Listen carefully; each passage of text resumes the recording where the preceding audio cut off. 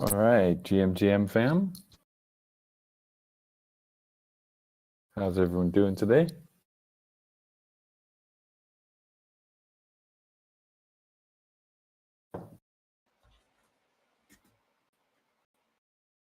Hey, good morning. GM. Hey, GM. Yeah. Got the Constitution out there at sea. Yes, sir. All right. We are live, by the way.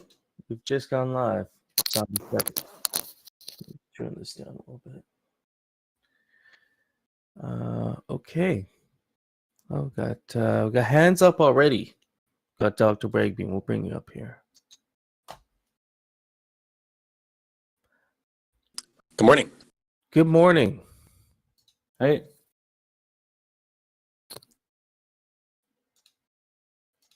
And I'll clear my screen.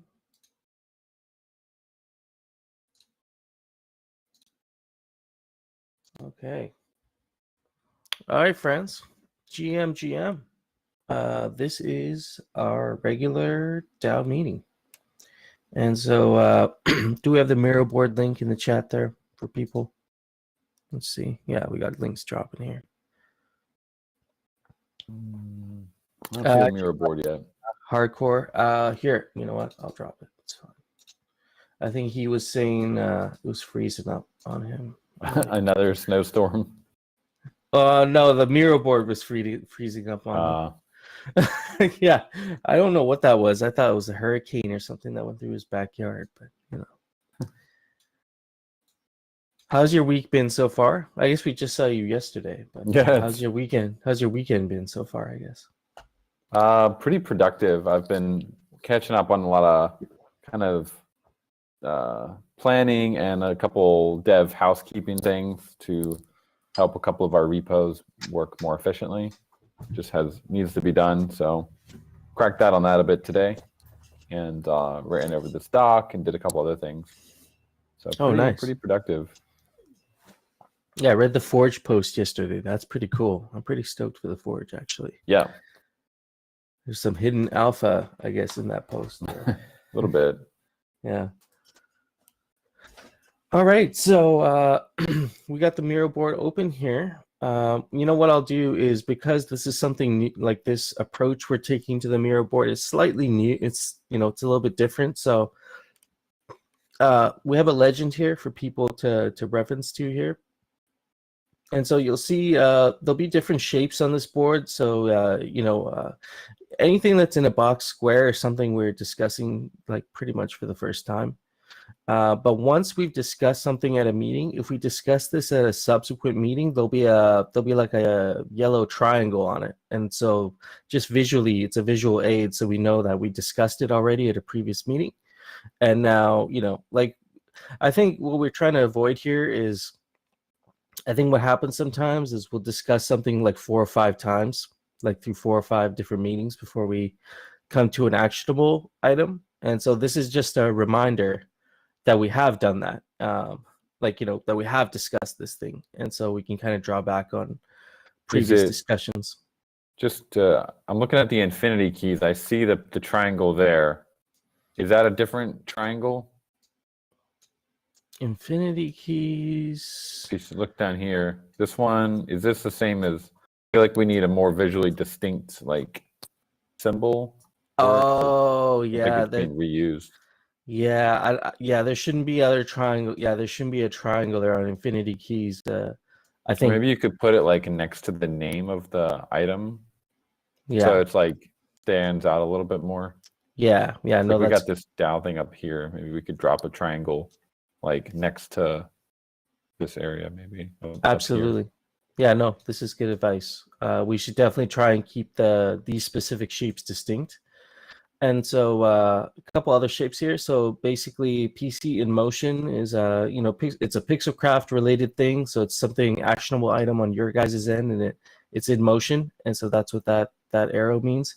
And then the same thing for the DAO. So if it's something on the DAO side of things, something we have to get done on our side, it'll be that lighter shade of pink to show that it's being worked on. And then of course, when something gets shipped, we go, the stars are for things that have been shipped already, and we can conclude those discussions. So yeah, all the large box frames are usually new topics, or are new topics. And then post discussion, I know some people have been using the Miro boards for reference post discussion. So we'll make sure that the media, all the media is archived on the Miro board itself. So you'll see the audio is a green circle, the text is a yellow circle, and the videos recordings are a red circle. There, yeah, exactly. Dr. Wagley, that's funny. Yeah, no, I mean, yeah, exactly. The whole idea here is just to make these visual references for people, so it's just easy for you to know kind of the context of whatever, of everything on the board. So there's a thing here, and so like you said, Coder Dan, maybe this infinity keys, like it shouldn't be a star because that would imply it's a feature that's been shipped. And so maybe infinity keys, like here, what you're saying with the star, could be a different shape, maybe. So we'll keep that in mind. Yeah. As we're iterating on this. And so just kind of from our discussion last weekend, just a quick overview. We're doing mission and we got the mission and vision, whatever, mission and values thing, the board, we got it all together, and we'll have a discussion today. I think I'd like to come down to maybe one or two options for the DAO, and then maybe we can vote on what the DAO thinks is the most fitting mission statement, and then we can kind of finalize that and be done with that. But it is part of a discussion of how we're going to move forward as a DAO. We kind of had a little bit of a discussion around it. And then the ETH Denver plan that we discussed last weekend, we actually have put together a comprehensive plan and a budget. So I just wanted to go over that and address some of the concerns that were put out there last weekend. And then triangles, we talked about VRF roles last week. And so the proposal is out for it now. And so we can give you an update on that. And also wanted to check in. We're talking about the continuing research on DAI and the curve. If anybody in the audience here has been kind of doing some research or is technically inclined, or is even part of like the Maker DAI community, I would like to maybe not today, but maybe next weekend would like to share some research or just kind of their insights on DAI and in relation to the curve. We're open to having people up there talking about that sort of thing. Maybe we should start a Discord thread. I know Moon started one, but that was more in regards to, I think, the emergency plan. We might want to start one that's just ongoing discussion around this sort of thing. All right, so that takes care of kind of our ongoing things. Moving over to old business, our proposals. I'll quickly run through the proposals here and give you guys an update of where we are with all this stuff. So Agate 55 last week, I think it got finalized. The results are in. The top 9 directors are Mori, No Futuristic, Mike Callum, Notorious BTC, Choina, Kakusho, Maxi Crouton, Brills, Cryptogotchi, and Sir Linkiest. Those are your top 9 directors. And so the DAO Foundation details, I believe, are in. I did put them in the last blog post, but they are also on last week's Miro board as well, I believe. So if you need details on kind of what these positions are, what they're getting paid, and all that, that is, I think that was linked to the last Miro board there. And it might be in the post. It's in the blog, the snapshot post as well. I get 55, update the template to request the use of weighted voting. And so weighted voting, people in favor of weighted voting, 17 million quorum, 96% in favor of. And so this basically allows you to split your vote when you're, if you're undecided, if you want to vote 100% on one thing or the other, you can split your vote between a few options. Agate 56, Fun Alchemicus spending competition. That one's passed with 18 million over 9 for quorum, and 86% in favor of funding the competition. I believe that kicks off on the 16th. So tomorrow is the first day of the competition, I believe. And again, we outlined the details in the last Miro board last week's. And I believe there's some more details in that snapshot proposal as well.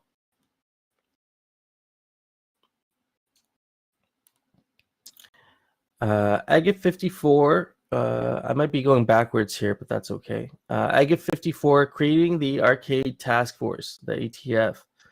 This is for them to take, I believe, possession of the 100K ghost that's been allotted.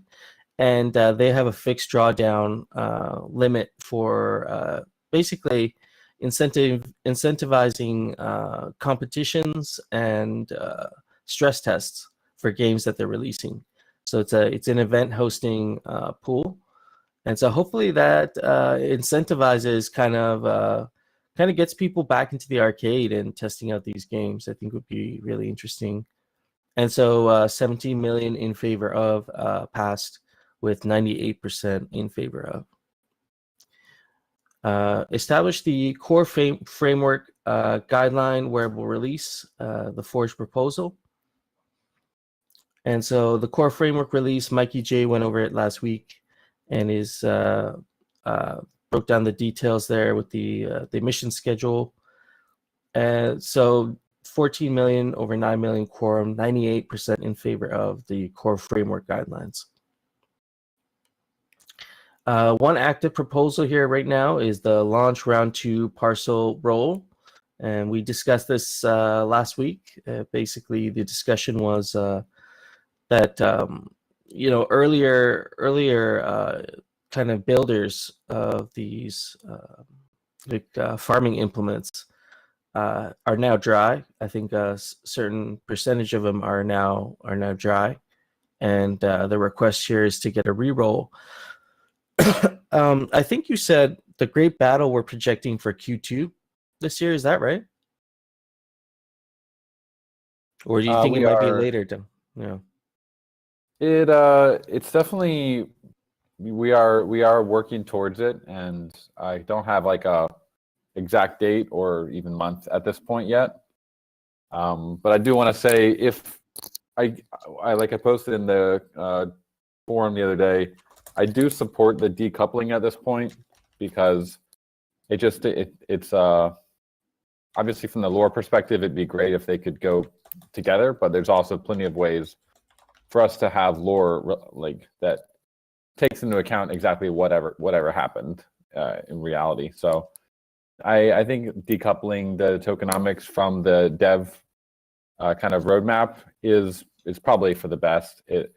I would even go as far as to suggest maybe actually having like a quarterly reroll where things are a little bit more plannable for those who are building out their farms. So also something to think about.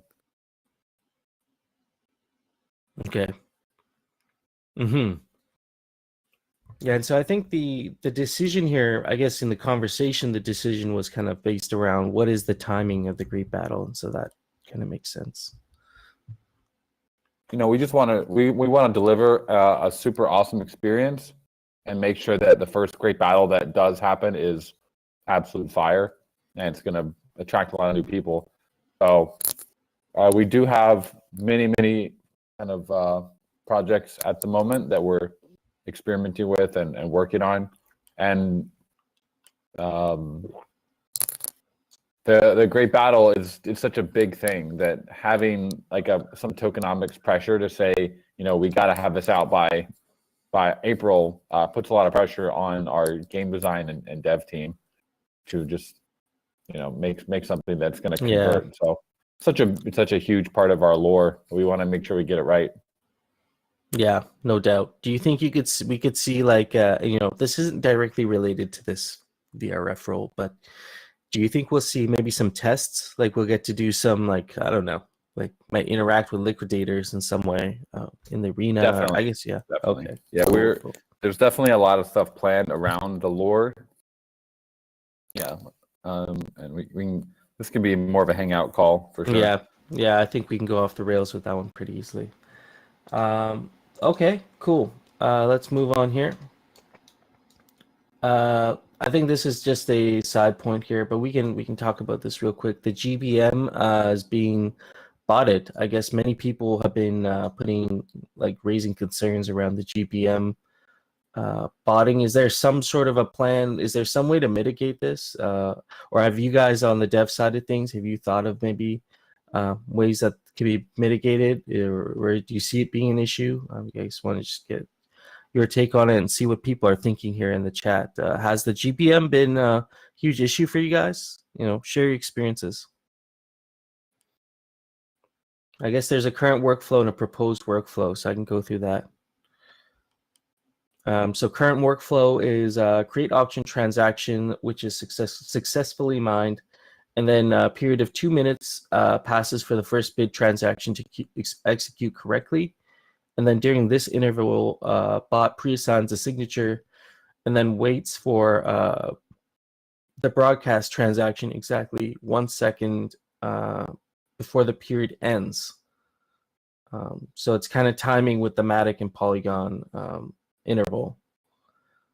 The bot broadcasts the transaction at exactly 1 second before or 0.5 seconds before, and at a huge amount of gas, and then the bot wins the first bid. Okay, so that's the current workflow there. And then the proposed workflow: create auction transaction, successfully mined. Period of soft GBM starts, so 20 minutes, during which any human user can bid without a GBM reward being sent on each new bid. If bid is done during the 20 minutes, the hammer time resets to 20 minutes. If a new bid does not come in the 20 minutes, we need a period of soft GBM. A new user bids, and the previous highest bidder gets a 10% GBM reward. Bots cannot win. So this is like a buffer zone, like a 20-minute buffer zone kind of thing. It's almost like a reverse hammer time, where at the beginning you're essentially competing, I guess, to see who. It's almost like a game of chicken, because you're basically all saying we want to get as close to the floor price as possible without going over it, because we all want to be outbid. But you also don't know when you don't know who the last bid's going to be, because the hammer time keeps extending every time someone places a new bid. So it's not like a 20-minute fixed period. Okay, I see. And you mentioned here in the chat you have a call with GBM on Monday or Tuesday to discuss some solutions around this. Yep. Yeah, they've been following the chat very closely and doing their own thinking. Very cool. So we'll have that call with them tomorrow. Yeah. Grim R says, can we identify flag, still let them bid, but icon to show possible bot was the bidder? I guess just to collect some data points. I don't know. Yeah. Yeah, it's a game of endless whack-a-mole with botters. Literally, the blockchain is really designed to enable botting. So any sort of on-chain activity, if there's an economic benefit to doing it, they're going to do it. Yeah. I see Dr. Wagme, you put something in the chat there regarding the 4GBM plan. Do you want to quickly touch on that, if you want? Sure. I met with Jesse last week to talk about kind of how to do money and splits for this. Basically, when we sell things through GBM, there is profit earned, so someone's got to pay taxes. And in Singapore, that number is 18%. So we need to make sure to protect Pixelcraft to make sure that's covered. And so that's why it's a 80-20 split.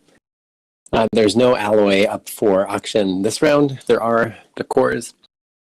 So this tries to maximize as much into rarity farming and to make that sustainable as possible. And then as far as the schematics go, we were going to go just kind of in line with prior sales. And 2 of the designs were done by ZBot, and then the other 3 were done by the Forge team and by Oliver Spoon. So that's why the 55-45. I think one of the cons to the setup is there's none going back to just like the general DAO, where we are ensuring like sustainability of DAO projects. But one of the core goals of this project was to make sure rarity farming was sustainable. So this is my plan, was to do this, and these numbers would be included in the core prop, which I think we're getting close to being able to write and push forward. And then I'll need to work with Pixelcraft on timing for when we're going to do the GBM and the raffle. I think ideally we do those before we have the first rarity farming snapshot. And time is kind of ticking away a little bit, so we'll have to see where we're at from the smart contract side, how the Pixelcraft team feels about that. Once we feel good, we can work on a GBM and raffle plan.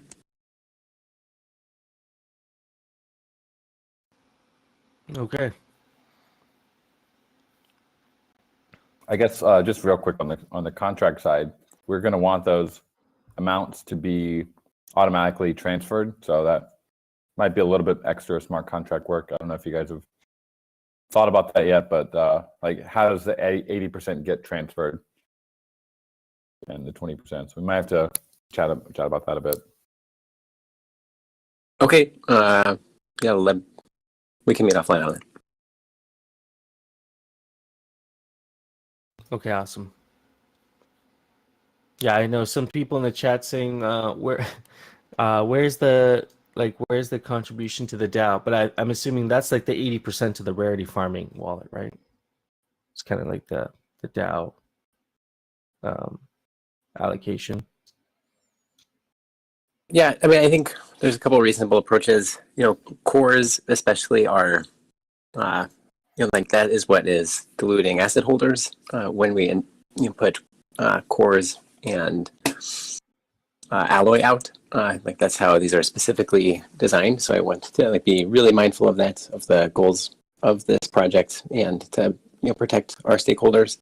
The schematics are a little bit different, right? Because we are purposely those are meant to be inflated. It's meant to get creativity input from the entire community from Pixelcraft. So I think it could make sense to have a more DAO-centric plan for the schematics, and I'm definitely open to feedback on it. We just got to figure things out sooner rather than later. Yeah, absolutely.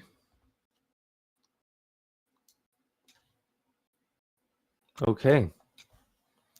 Okay, so I guess we can, if we're good with that, maybe we can move on to the next thing here, which is the DAO Foundation. I know Dakota Dan, you dropped the docs in the chat here earlier. I'll drop them again. Yes. Are you okay if we talk about this now? Yeah, let's do go it. through this now. Okay. You might want to open it on your stream. I guess you probably already have it open. I do. Yeah, I have it up. So it's a pretty long doc. Obviously, these are it's Constitution, 15 pages. Ross has kind of made our work a little bit easier for us by basically commenting on the relevant parts. We will also do our due diligence on the uncommented parts, but maybe we could focus on the commented parts. I mean, everyone can kind of skim it together if you haven't already. Yeah, I see the highlighted parts by Ross, so I can kind of jump to that part and queue it up, and then we can discuss it. I guess is maybe the easiest way to get through it here. I guess the first clause here, the name of the foundation company is the Aavegotchi Foundation, the foundation company. Is there any discussion on that? That's probably could be. I guess we could call it Aavegotchi or Aavegotchi DAO Foundation. Kind of either one works for us. I haven't heard any pushback specifically on the name there. I think I've been hearing Aavegotchi DAO Foundation, but if anybody has alternatives in the chat, drop them. I've just heard Aavegotchi DAO Foundation, and I haven't heard too much pushback on the name specifically. Yeah, well, we could call it the Cayman Saddle Chair Company. There you go.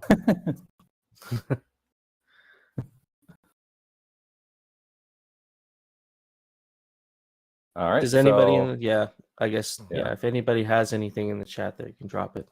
And yeah, feel free. There's 16 people chatting in the doc. So we do allow suggestions.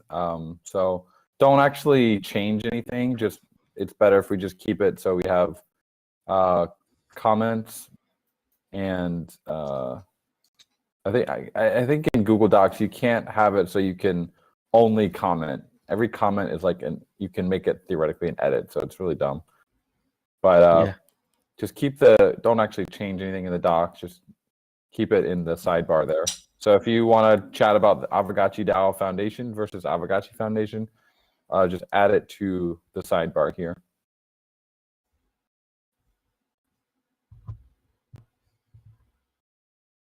Okay. Yeah, I see. So you have point number 1 there, and then it jumps to point number 5 where Ross has highlighted the section. The objects for which the foundation company is established are, and that gives you an A, B, and C. Do we want to talk about these things a little bit? So I kind of feel like this relates back to the purpose of Aavegotchi DAO. So this might be an area where we would fill this in with some of the Aavegotchi DAO stuff. Yeah, absolutely. I can I'll pull up that board as well, because that is a discussion we'll have today. But that is a discussion we want to have today. And so we can touch on this a little bit, and we can loop it back into the main mission and vision when we get to that one. Because we have a whole separate board for that we'll go through.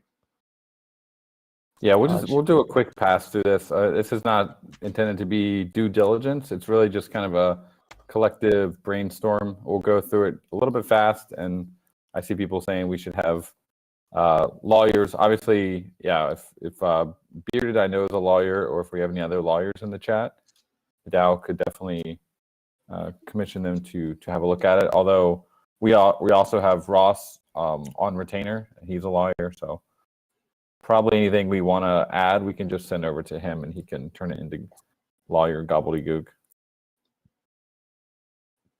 This one's kind of interesting. The foundation company must not at all times and under any circumstances distribute any tokens to the members of the foundation company. So the members are going to be, I believe that's referring to the 9 directors. And so basically, is this implying that the 9 directors can't pay each other for anything? Yeah, this is interesting. This is also my kind of first full walkthrough of this, so kind of reading it with you guys. The members are not directors, Mikey J is saying.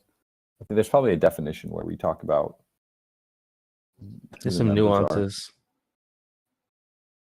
Let's see. This is kind of weird. There's like the preamble, and then down here we get into the members. So we'll come back to this.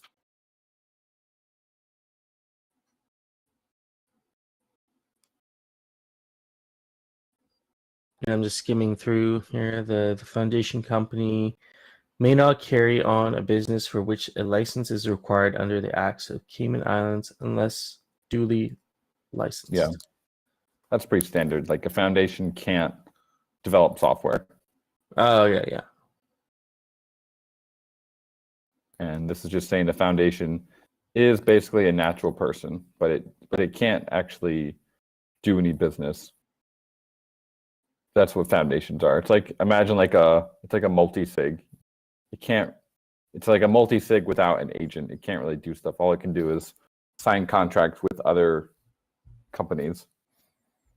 Okay. And then this one is tagged by Ross here, number 9.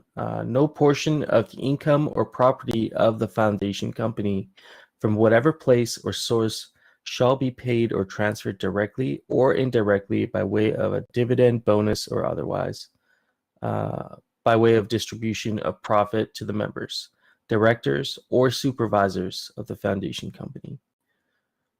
And then, as such, apart from authorized remuneration for services to the foundation company. And so Ross puts a note here. We established that the foundation is not generating profits. This helps clarify that Ghost is not an investment. Yeah, imagine like a charity foundation. The charity foundation is a non-profit. It's not set out to make profits. Yeah. Of course, we've discussed this one. Number 10, the liability of the members is limited, and the foundation company may cease to have members. This one I didn't know. The foundation company may cease to have members, but that's not referring to directors. So maybe that's different. Yeah, we'll the get into members the are the distinction between those in just a moment. Yeah, Mikey J actually in the chat tries to say he thinks that maybe the members actually are the signers.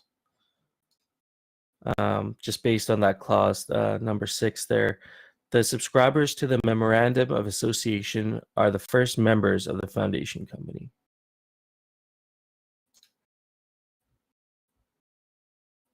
Okay, we'll get back to that in just a moment as we get to that section. Mm-hmm. Each person is a member and it takes.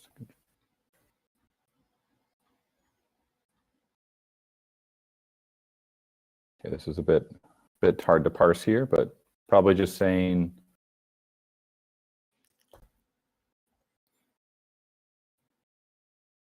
something about contributing assets to the foundation.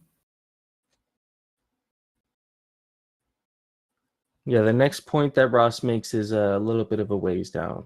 I think it's the next article there, the Companies Act, Articles of Association of Aavegotchi Foundation, interpretation.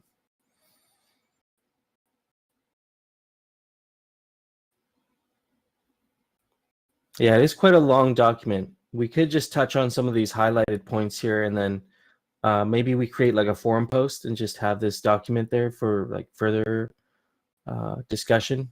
Let people kind of work their way through this. But maybe we go through just Ross's notes here. Yeah, sure. If that's all right. So yeah, just in this article of association of the Aavegotchi DAO Foundation, the interpretation here. Council means the Ghost token holders, with actions to be taken by the Ghost token holders evidenced by the affirmative vote of the Ghost token holders by receipt of messages signed by the Ethereum public keys. So that's the collective, the group. Ghost token is defining what Ghost token is. So, the Ethereum-based cryptographic token. There's the public key address. Ghost token holders are, of course, the holders of the Ghost token from time to time as evidenced by the Ethereum blockchain. So this just establishes DAO governance of the foundation. That's right. Yeah, the governance is the Ghost token holders. Now this is interesting because we're not actually mentioning any voting power derived from the NFT assets. That would be, I don't know, the calculation of voting power, if there was one, related to, like, we're basically just using one ERC token as the basis for voting power, so not really including the NFTs. Yeah. So do you think 1155 should be part of this, maybe, as like a because they do have like the land parcels, and our assets do have like some kind of governance power there, technically. We'll have to ask Ross about that. Yeah, possibly. Okay, let's jump over to the next point here. This is the members section, and I'm looking at point number 8. The council, by notice to the foundation company, may restrict or prohibit the subsequent admission of members. So basically, Ross here sums it up here. DAO can freeze membership of this foundation. Mm-hmm. And so that means... that would basically be a snapshot or an on-chain vote would be sufficient for that. Okay. Jumping down to number 9 here, a person's membership of the foundation company terminates, and then it gives us some criteria here. Specifically, criteria B has been marked here. If the person resigns as a member by notice to the foundation company, the resignation shall be effective immediately unless a notice states otherwise. We've discussed this one actually. This was part of the initial proposal that I believe any DAO member can resign at any time, or foundation member can resign at any time. Yeah. We will likely do resignation of local representative assisting with registration information That's the transactions. Campbell. So the Campbell will become the initial member, and then after the foundation is set up, they would resign immediately. Oh, okay. Jumping to number 10 here, it is not a condition of this article that the foundation company continues to have one or more members. So basically that just says we don't need to have members of this foundation. That's right. Now we're jumping down to the directors section, point number 15. The first directors may be appointed by the subscribers to the memorandum. So we'll clarify the initial 9 directors in accompanying resolution. So that's, I think, after his resignation, those would be the 9 that get put in place. And then number 15, the council has the power exercisable by notice to the foundation company to appoint or remove one or more of the directors of the foundation company. So the DAO can add and remove directors.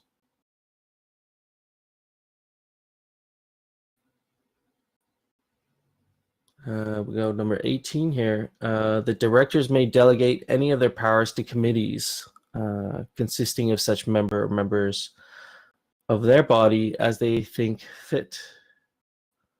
What's the summary here? We can have a plurality of committees that work with the foundation. It makes sense to have some code component to such delegation if involving funds. That would be probably like a multi-sig or some form of agent, where the 9 signers would basically delegate on chain some form of maybe like a vesting payment or streaming or some form of payment for work delegated to subcommittees. Yeah. And then number 19, directors from time to time and at any time by power of attorney appoint any company, firm, or person, body of persons, whether nominated directly or indirectly by the directors, to be the attorney or authorized signatory of the company for such purposes. Which I'm just going to read through this here. It's a lot of work. It's wordy. This can help directors really offload wordy. paperwork and make commitment more low key.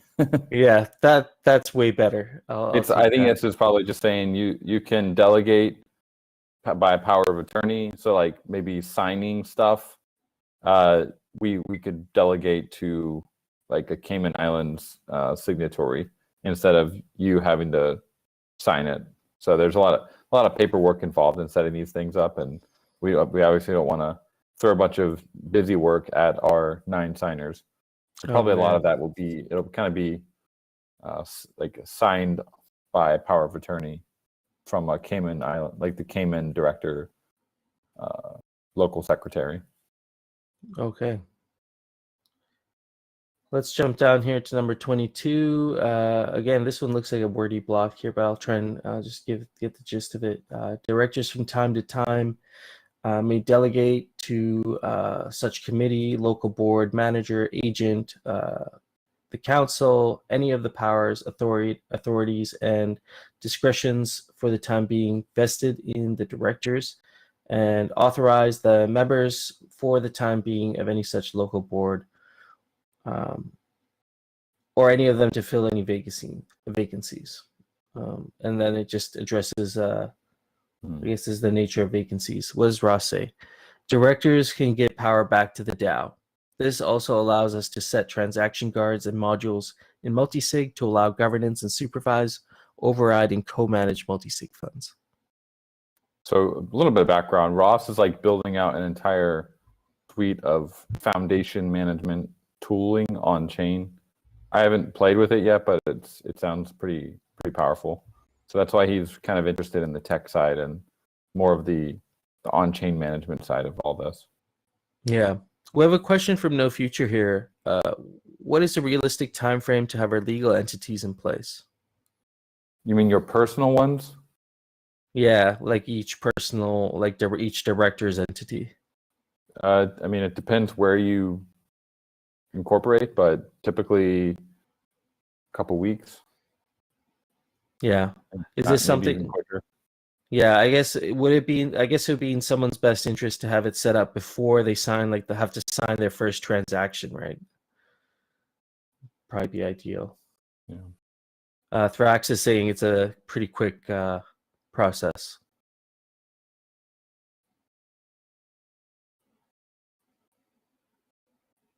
Okay, yeah, some other people, some comments. All right, let's move on here. Dr. Wagme's already at line 54, so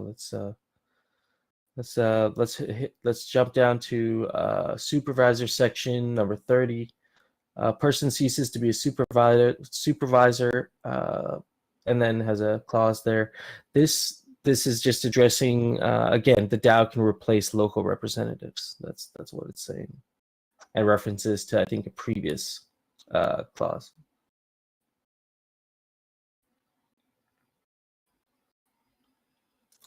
Definition of a supervisor. Supervisor is a local secretarial role to confirm that directors are complying with the Cayman law. Do we have a supervisor in this case? That will be, I'm sure it'll be appointed by like Campbell. Oh, okay.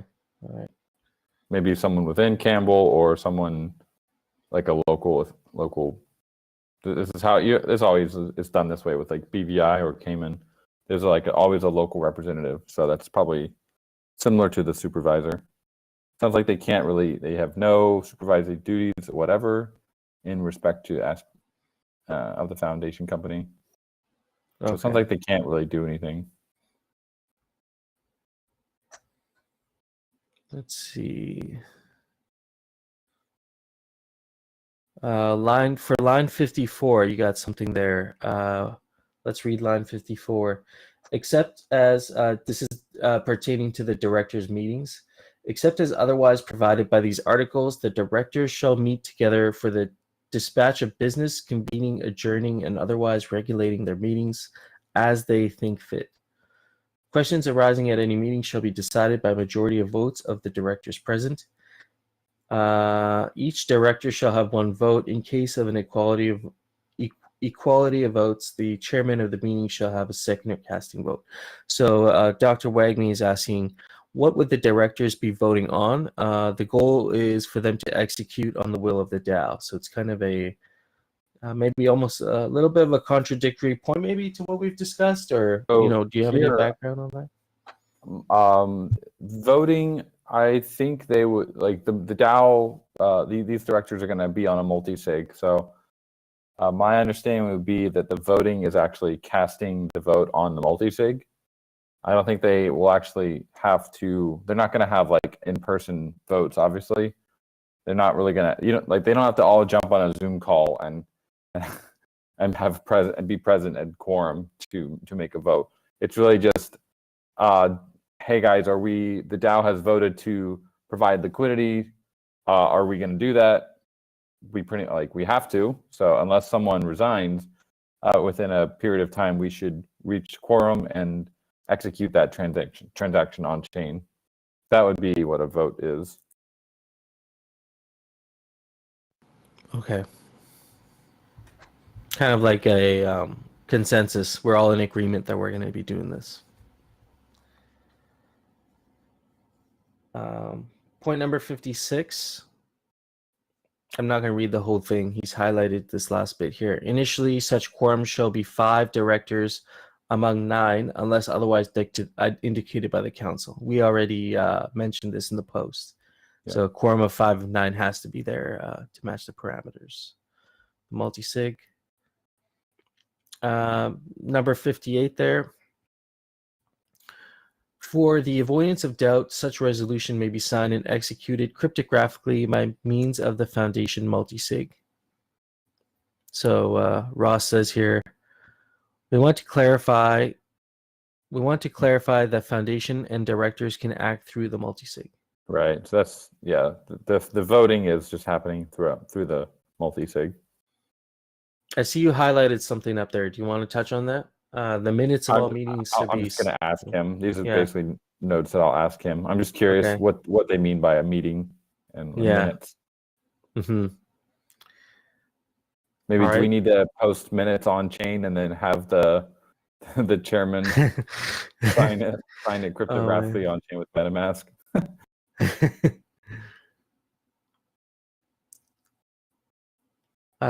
Point number 60 here.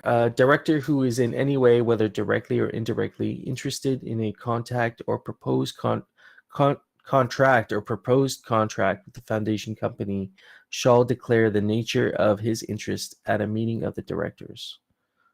So conflicts of interest need to be disclosed. What would be a conflict of interest in this case? Because these DAO directors are, there's I don't really know how there could be a conflict of interest. Maybe if you're like a Pixelcraft member and you're also a foundation director, I don't know, but it seems like. Well, yeah, maybe if you're, say, a part of if we had an opposing, a competitor, maybe. So if you're AaveDAO and you're a signer in both AaveDAO and MakerDAO or Compound, I would say that would be a conflict of interest. Okay.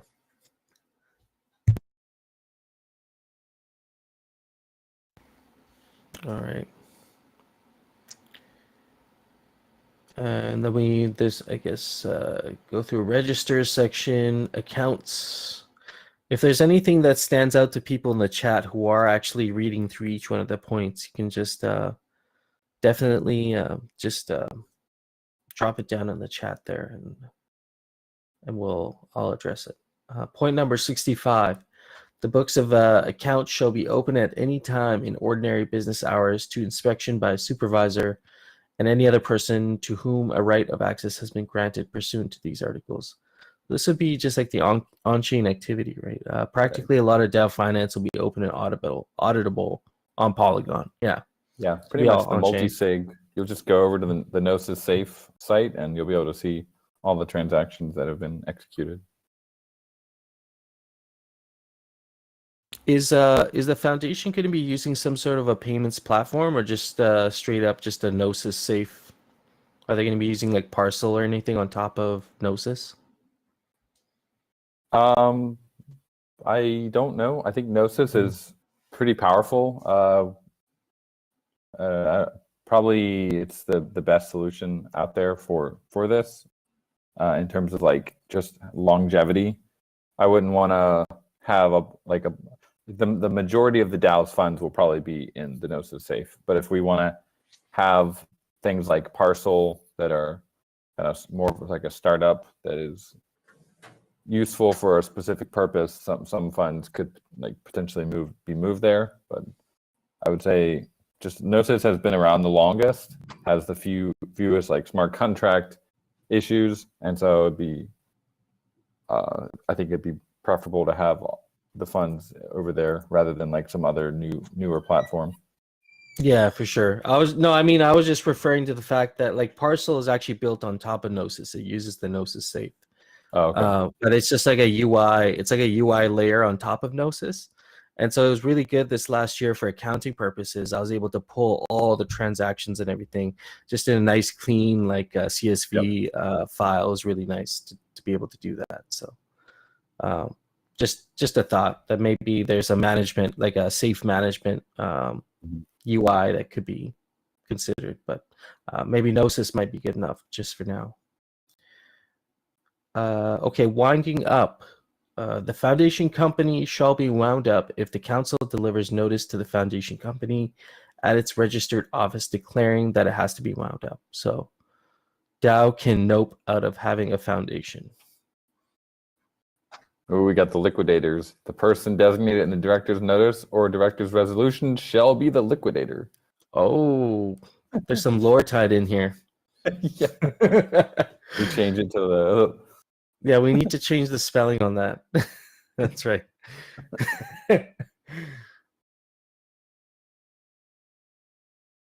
Yeah, maybe the DAO Foundation becomes part of the lore. The liquidators are among us. 70. Surplus assets should be distributed to one or more charitable objects. And, this is in case of wind up, the surplus assets will be distributable as the council directs by notice of the foundation company. So for clarity, in no event may surplus assets of the foundation company be distributed to any members or directors in case of wind up. And so if the DAO nopes out, any funds in the foundation go to charity. I'm curious, could funds be transferred to another foundation? Because that seems like, I'm wondering how they're using the word charity here. Because say we needed to wind down the Cayman Foundation, but opened up a BVI or whatever, Foundation on Mars, we'd want to be able to transfer the DAO's assets to another foundation, I think. It seems like that's a step that would be taken, but exactly, before the wind up, because anything left in there would be just given away. He follows up here. If the DAO nopes out, any funds in foundation go to charity. And then, do we want to include more language to clarify putting funds back into favored nonprofit purposes? So maybe that kind of does that address a little bit? Maybe we might need to discuss that for sure. I think so, because we would have to have. I think there should be some language about transferring to another foundation. Yeah. Point number 71 here: members, directors, and supervisors as such have no power or authority to wind up the foundation company. So only the DAO can nope out and dissolve. Foundation members or directors cannot do that. Or the supervisors, actually. Indemnity, to the fullest extent permitted by law, the council, the directors, supervisors, secretary, and offices of the foundation company shall not be liable for and shall be indemnified out of the assets of the foundation company from and all against all actions, proceedings, costs, charges, losses, damage, and expenses which they or any of them would otherwise be liable for or shall be so wordy, or may incur or sustain by reason of any act done or omitted in or about the execution of their duties in their respective offices, except such as they shall incur or sustain by or through their own willful neglect or default. So what he's saying here is we want to limit the ordinary liability of being a director and officer. If they do something really weird, then the DAO won't bail them out. So it's a protection clause there. Yeah, I agree, Thrax. We need GPT-3 to translate this into English. Absolutely.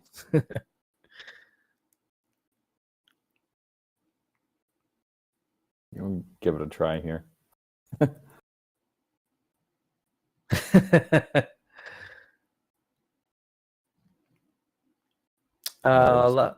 Yeah, legalized.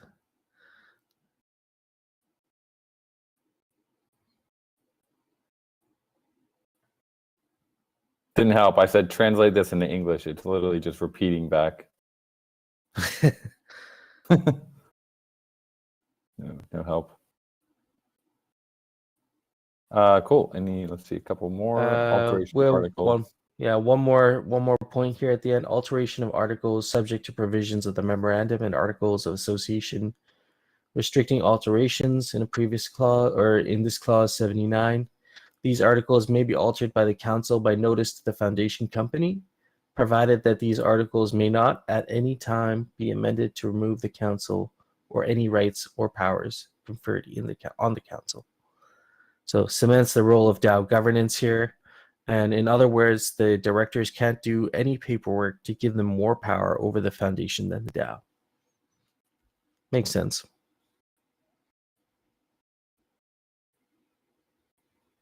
So Dr. Wagme had a question just above there. That's the, let's see, what was it? How do we remove someone? I think that is, from what I have read, doesn't seem like the directors would be able to remove themselves. That would need to be done by the council.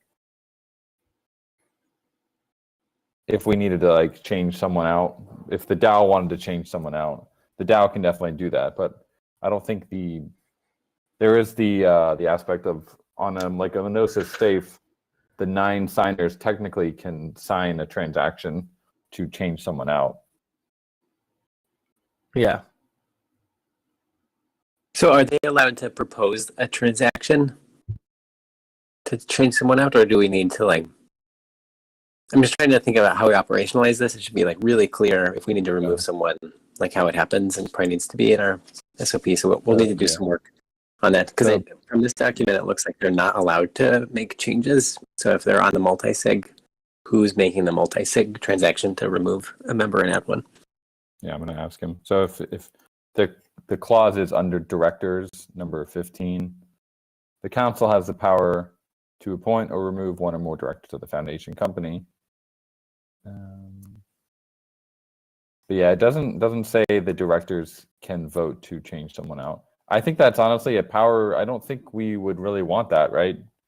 If the directors, 5 of the directors ganged up and basically just changed out. I mean, obviously everyone's KYC'd and you're not going to do that, but it doesn't seem to be necessary.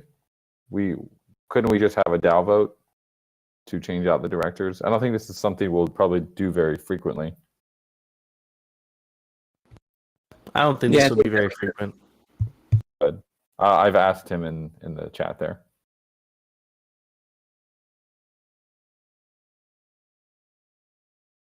Does anyone have any questions they don't, just lingering questions they don't think we've gone over, or they might be in the doc, but maybe we skipped over something? Just curious if there. This session is mainly just for everyone who's lightly familiar with the doc, and basically to air out any questions that our collective brains may be thinking of.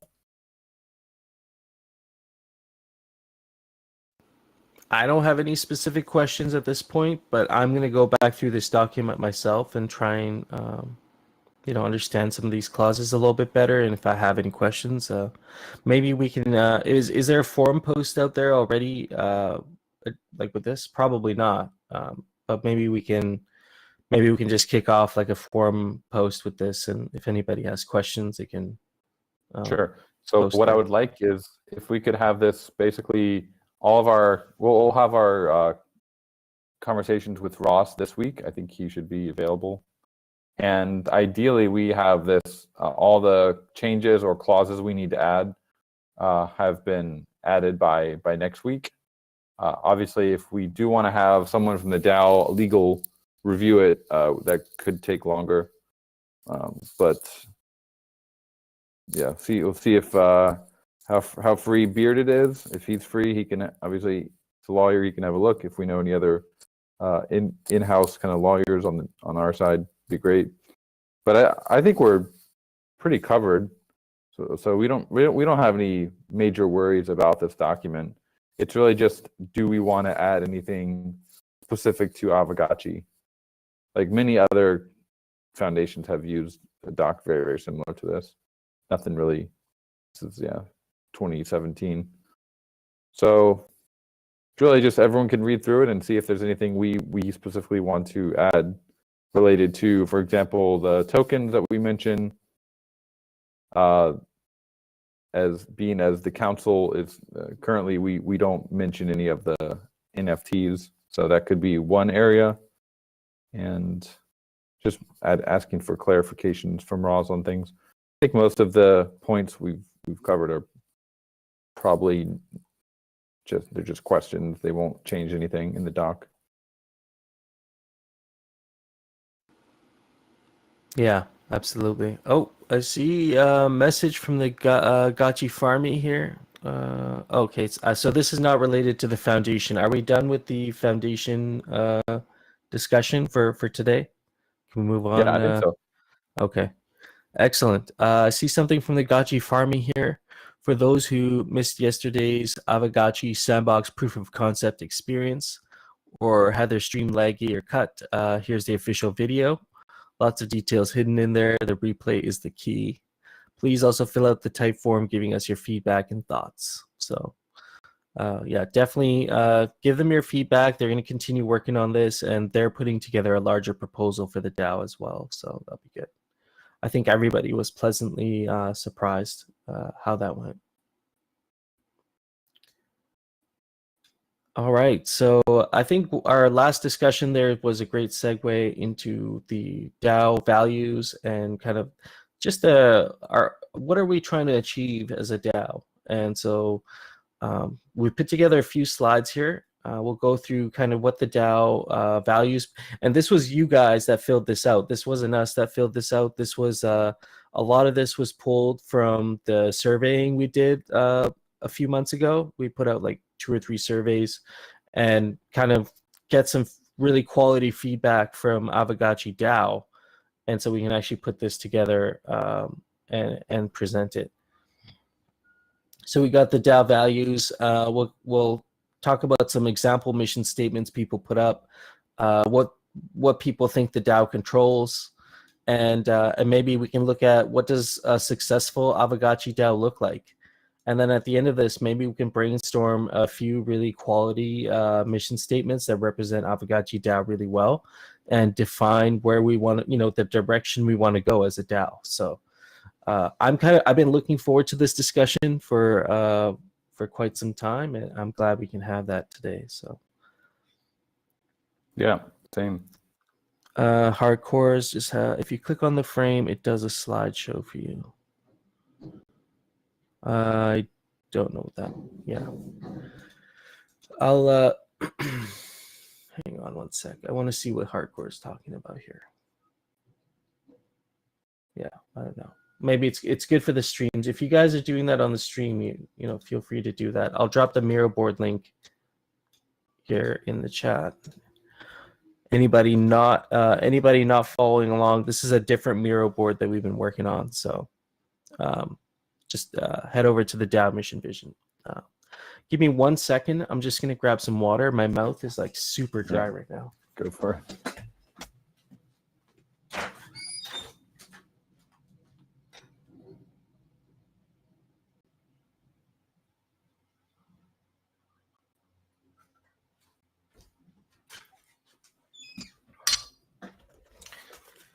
Oh man, I forget how much water you drink up here sometimes.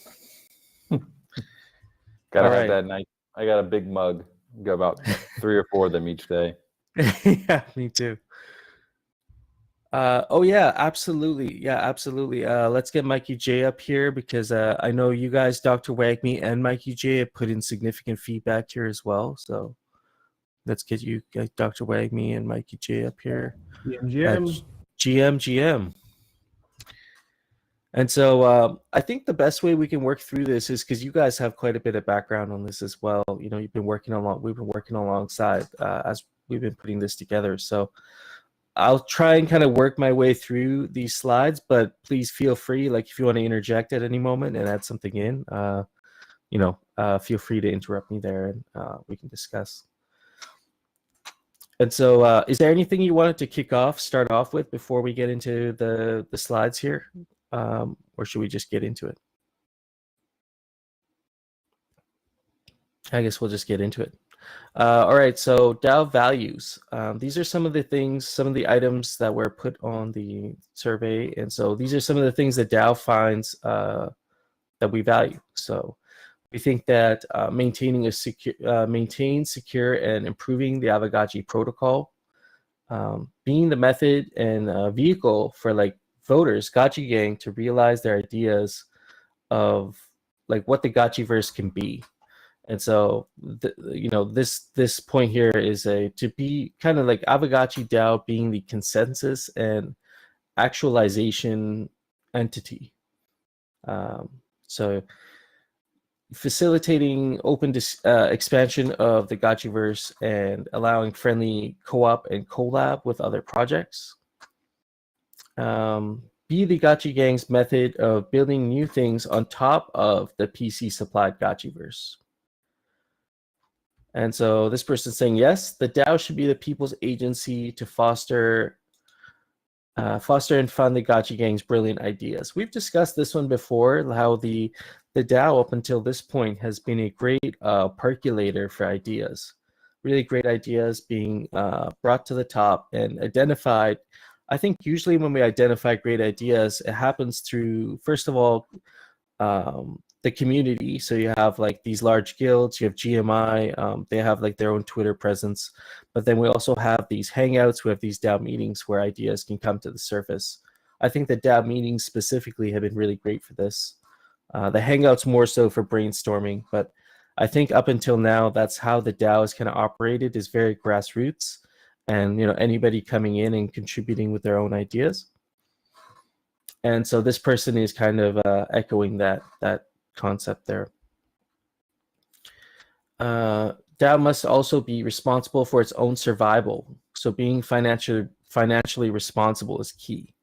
And actually, this is something I think we've done quite well up until now as a DAO. Is we, if you look at the other DAOs out there, or just other Web3 organizations in general, they're not particularly fiscally responsible, a lot of them. And so I'm glad, during the bull market, we didn't do any like degen plays with our treasury. We weren't investing in other risky tokens. And our tokenomics of the Ghost token itself are quite good in this kind of environment. And so, I think for the DAO itself, we've done a good job being financially responsible, but we need to keep that in mind as we maybe get into funding larger initiatives and just making sure that project sponsors are being held accountable for the funding that they're getting. Gathering and organizing community skills to focus or concentrate on a single task like a real company.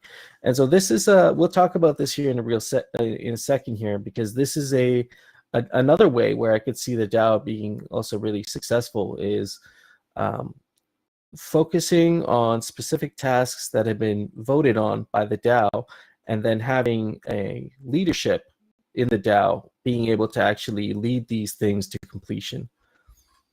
So we have lots of people loving this project, skilled and motivated, they'll be ready to add value to this project, but I still feel that everyone is working on his or her side, which is dividing our strength. The Dune dashboards are a great example of this. We have like quite a few now really great Dune dashboards, really great analytics that have been put together by community members, but they're not collated or aggregated into one place. They're kind of all over the place. There's some of them are hard to find, and they're not regularly used. And so having a kind of like a DAO dashboard, like a DAO analytics dashboard, that would be something really, really valuable to the DAO, in my opinion, and would give other people in the community who had analytics to contribute to actually contribute to a main aggregated page of DAO analytics, rather than having having a dashboard here and having another dashboard over here. There's it's kind of like widespread at this point, and so I think we can, we're a very talented group, and I think we can combine forces here. And something I realized in GMI is when I started it, I kind of underestimated how much people could get done when they collaborate with each other at this stage, instead of trying to one-up each other. And so I think that's something that we could really benefit from, is by supporting each other on larger initiatives, rather than building out our own thing, which is good too, but I don't know, maybe that's something we can discuss. And so, that brings me to this point here. There's two paths the DAO basically currently faces, or, a third path could be kind of a combination of both of these things. But basically, the first example here is becoming a custodian of the protocol. So protecting the protocol while funding external parties that, bring up good ideas, the percolated ideas that come to the top, and they build upon the assets. So sort of like a fan base with funding power. Community contributors are organized through grants, bounties, and proposals, kind of like how they are right now.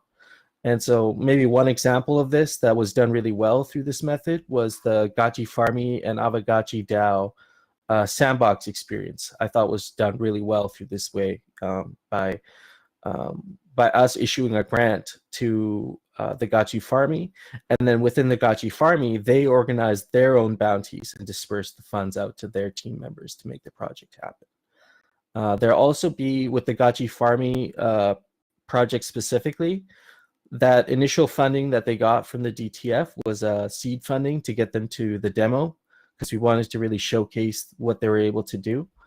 And so if, it seems like the majority of the DAO is really excited about this.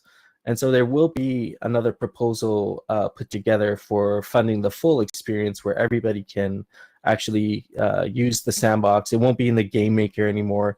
It'll actually be on some sandbox land. And so that land will have to be purchased as well. And so that's going to be a separate discussion with another proposal. Second point here, this is the alternative, is actively building on the protocol with a designated team, like some sort of leadership, taking on maybe larger protocol initiatives, or maybe even forming partnerships with other large organizations. Could be indie game studios, could be other just Web3 organizations, to build products which are standalone or complementary to Pixelcraft's products like the Gotchiverse. And so I thought, in my opinion, I thought the Forge was a really good example of this, where you had a designated team that came together and was actually able to ship this really large protocol initiative to improve like the functionality of our assets.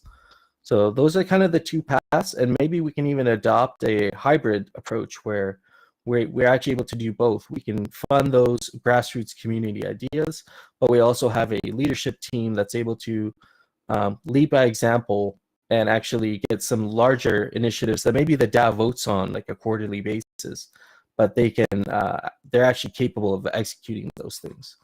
So I'm going to stop here, and I'm kind of curious to know what your guys' thoughts are on that, and get some input. Yeah, I was just going to say, yeah, I think like what's on the board now, I think is like a good like start of like a brainstorm of the nuggets that could become, value type statements. I think, one potential step towards moving us a little closer, I think would be for people to start to think about, what would be good kind of phrases or sound bites that you could pull out of here, so that you have something concise that's kind of inspiring, that's kind of actionable. That's sort of the whole point of values, is to kind of keep us all sort of in some sort of agreement, even if we don't agree on every single little thing we do. We sort of agree in a general direction, on a general set of values, and how we go about our business as a DAO.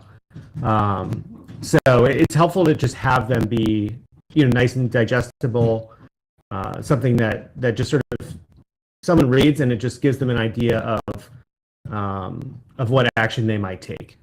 So that would be my suggestion for, like, if we wanted to further this, how we might sort of move forward with the values conversation, is to kind of like start with some of the phrases that I assume these are quotes that came from the form. These are quotes. Yeah. Exactly. Yeah. So I mean, and maybe something someone's reading here inspires them to think of something else that they think is like a really important value that the DAO seems to share or agree on. So that would be my sort of suggestion, is that, if there's a group of people or someone who wants, or even just everyone, start to take one of these, make it into a more digestible bullet point, and do some wordsmithing, and so it kind of sounds like it has teeth, that it's meaningful. And I think you want to try and get to a point where you're, I personally like about 3 to 5 or so. I think if it gets too long, it starts to lose meaning. But 3, 5, 7, 10 kind of bullet point phrases that sort of sum it all up, I think would be a good next step to think about if we wanted to continue to pursue this. Yeah, absolutely. I mean, I guess, like speaking on the point you made there about having a few points, either you guys up here or any of you in the chat there, like, if I was to just throw out, like, what are the top 3 things that you think, like, the DAO value, like, what would the top 3 DAO values be, in your opinion? Like, what are the top 3 things that DAO values the most currently? Also, I just wanted to while people type that, I just wanted to call out something Codadan said, because yeah, totally true. So you have mission, vision, and values, right? So values are sort of the most sort of broad thing. That kind of values are typically how you go about how you conduct your business, like what you kind of believe in. So I think for a lot of Web3 projects, that would be things like decentralization, transparency, things like that, more thematic things. The mission, you would typically have, like, what are we trying to accomplish, right? And I know we're probably going to talk about the mission part in a second, but my thought about the mission is that, I think we should be thinking not what is the mission of the DAO as this separate thing from Aavegotchi, but I think we should be thinking what is the mission of Aavegotchi, the protocol. Because otherwise we'll end up with a mission that basically just says, okay, the mission of the DAO is to protect asset holders and ensure the success of the protocol, and it doesn't really drive that much. It's kind of like a company saying our mission is to look after the interests of our shareholders and give the best dividend and everything. That would be like the mission of the board or something. So I would encourage people to think in that way. And then lastly is the vision. That's just where are we going? Like when you look forward, what does success look like, again, for Aavegotchi? Not necessarily what is success for the DAO, what is success for Aavegotchi, because the DAO is Aavegotchi.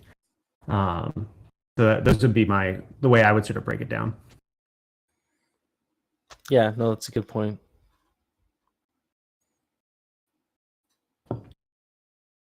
And so we do have 2 more sections here. I thought I'd pull a few. I wouldn't even say maybe all of these are mission statements, but maybe, like you say, the beginning of what could be a mission statement. And so some of the things here that were put in point 1 here, to consistently and sustainably bring value to Aavegotchi asset holders and the wider Web3 community. That doesn't really sound like a powerful mission statement. It basically says we're trying to pump our bags. Yeah. Next one here. The Aavegotchi DAO serves to help to develop the Aavegotchi protocol, foster engagement, expand utilization of protocol assets, and to create and preserve additional value of protocol assets. And so I like Mikey J's point too, that these could be distilled down. Like the mission statement should be pretty concise, in my opinion, of what is the top priority, what is the mission, what is the DAO trying to achieve. And so here it's saying, in a sense, that the DAO is trying to achieve developing on the Aavegotchi protocol, foster engagement, utilizing our assets, of course, and then to create and preserve additional value of protocol assets. This one still is a little bit, I feel like it could be more concise, could be more powerful. The Aavegotchi DAO's mission is responsible management of the Aavegotchi DAO treasury on behalf of Aavegotchi investors to retain and grow the value of Aavegotchi tokens and NFTs. So yeah, my point about most of these is, again, I think we just need to reframe the question a little bit and just replace DAO with Aavegotchi. Because so the other thing is, this is another good test. If you were to take Aavegotchi out and put in any other DAO, would this, or would this still hold true? And most of these things would be true for just about any DAO. So that's another thing, is like the mission statement should really be distinctive. It should separate you from everyone else. Otherwise, it's just very generic. I threw out, just examples of companies' mission statements, and whether or not you like these companies, I think it makes sense to look at some of these, because it gives you an example of just what other successful companies, the way they think about their mission statements. So it makes sense to learn from that. Yeah, absolutely. You have some here in the chat that you put in here. And just speaking on your point, you made a really good point just now that the mission statement should actually describe what Aavegotchi does that no other DAO or similar entity does that we do. I think that's one of the points that you made there was the uniqueness of the mission statement. What defines Aavegotchi? Yeah, and it's like if you replaced Aavegotchi with something else, would it? You know what I mean? Like when you read some of these companies' mission statements, of course, any company could say be the Earth's most customer-centric company.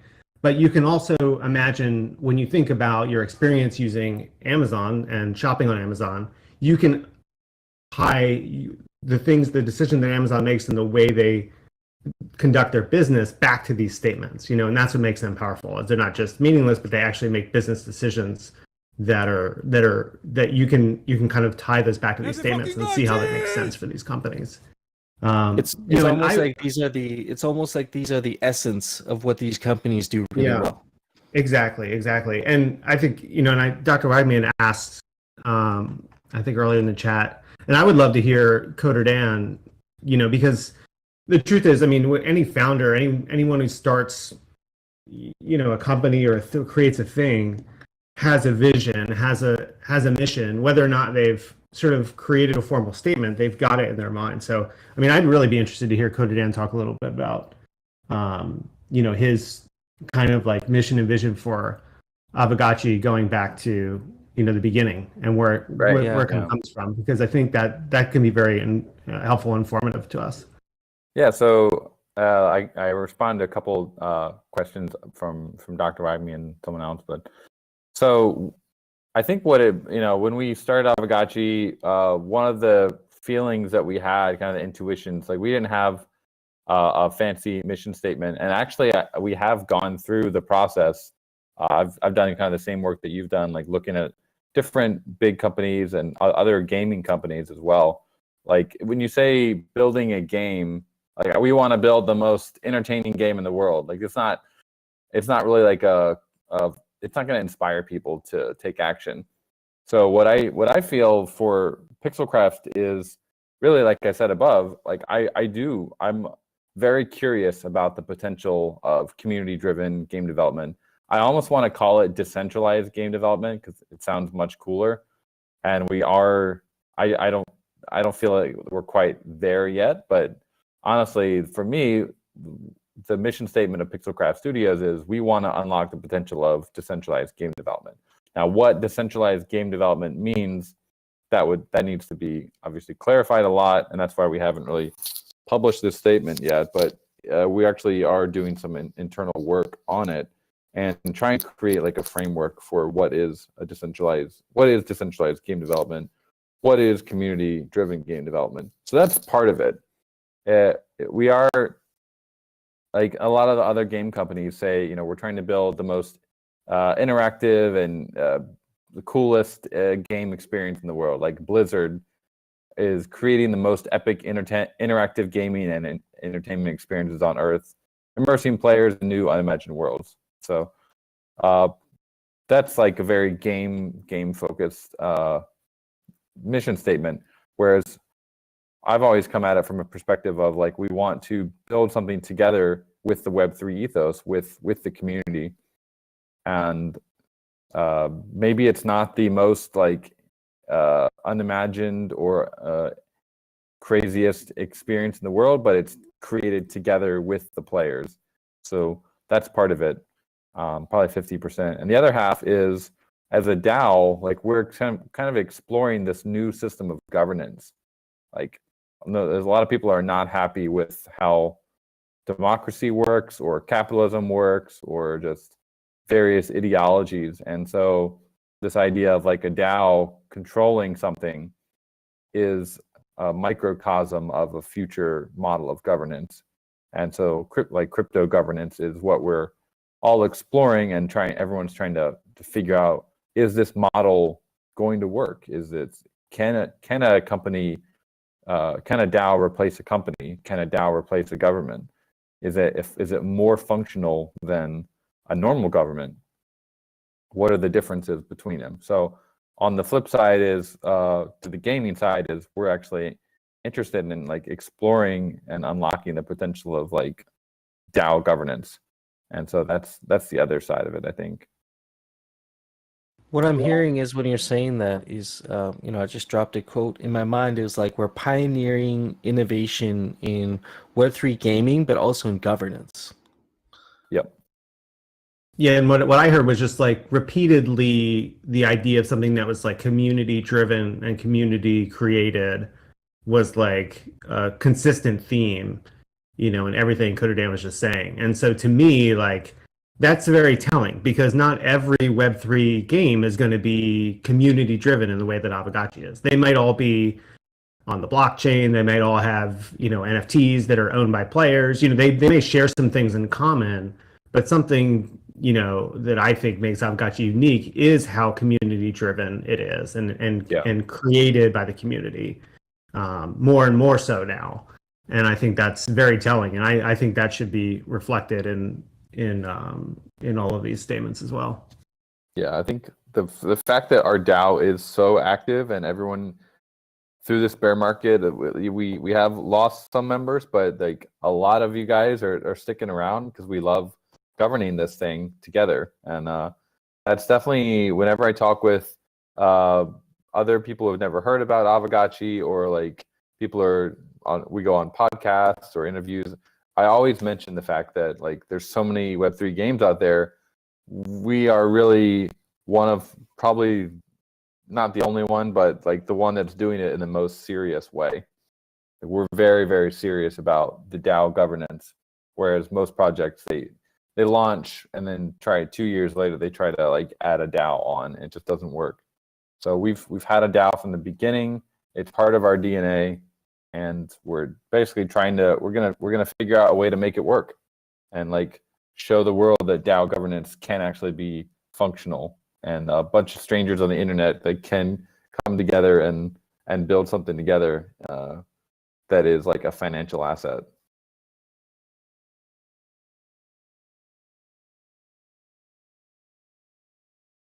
Yeah, actually, this kind of brings me back to a this brings me back to a quote that you have from a previous article, a very early article in Medium called "Scaling Aavegotchi DAO," and the way that things were worded was really just friendly, and it's a kind of like the promise to ourselves and each other a bit. And so I'll just quickly read this little bit here. It says, "The community has been electric since launch, and we hope that we all can approach upcoming proposals with enthusiasm and a positive attitude. No doubt all of us will debate fiercely and often find ourselves with different ideas for Aavegotchi's direction. Unlike rather technical blockchain protocols, we have a living, breathing game to nurture and grow. There shouldn't be a burden. Let's instead all promise each other that we will adopt a positive attitude that prioritizes goodwill towards one another when engaging in debate and brainstorms. This is a game, and we should therefore endeavor to make governance as gamified and therefore as enjoyable as possible." Nice, yeah, beautifully written, if I must say. It was really well written, yeah. And so, It is the world's computer. Aavegotchi is the world's gaming console. Nice. actually, I've heard that one a few times, and I thought that was a pretty powerful statement that we want to be the world's gaming console. We want to be that base layer, the substrate that anybody can come here and build on. I've been playing with the Sandbox Game Maker, like just because of the demo. Like I had to get in there and see like how the Sandbox Game Maker works, and it's really cool. Like I think the learning curve is a little steep, but like I don't think someone like myself who has like basic technical knowledge can't actually learn how to use the game maker and build games in Sandbox.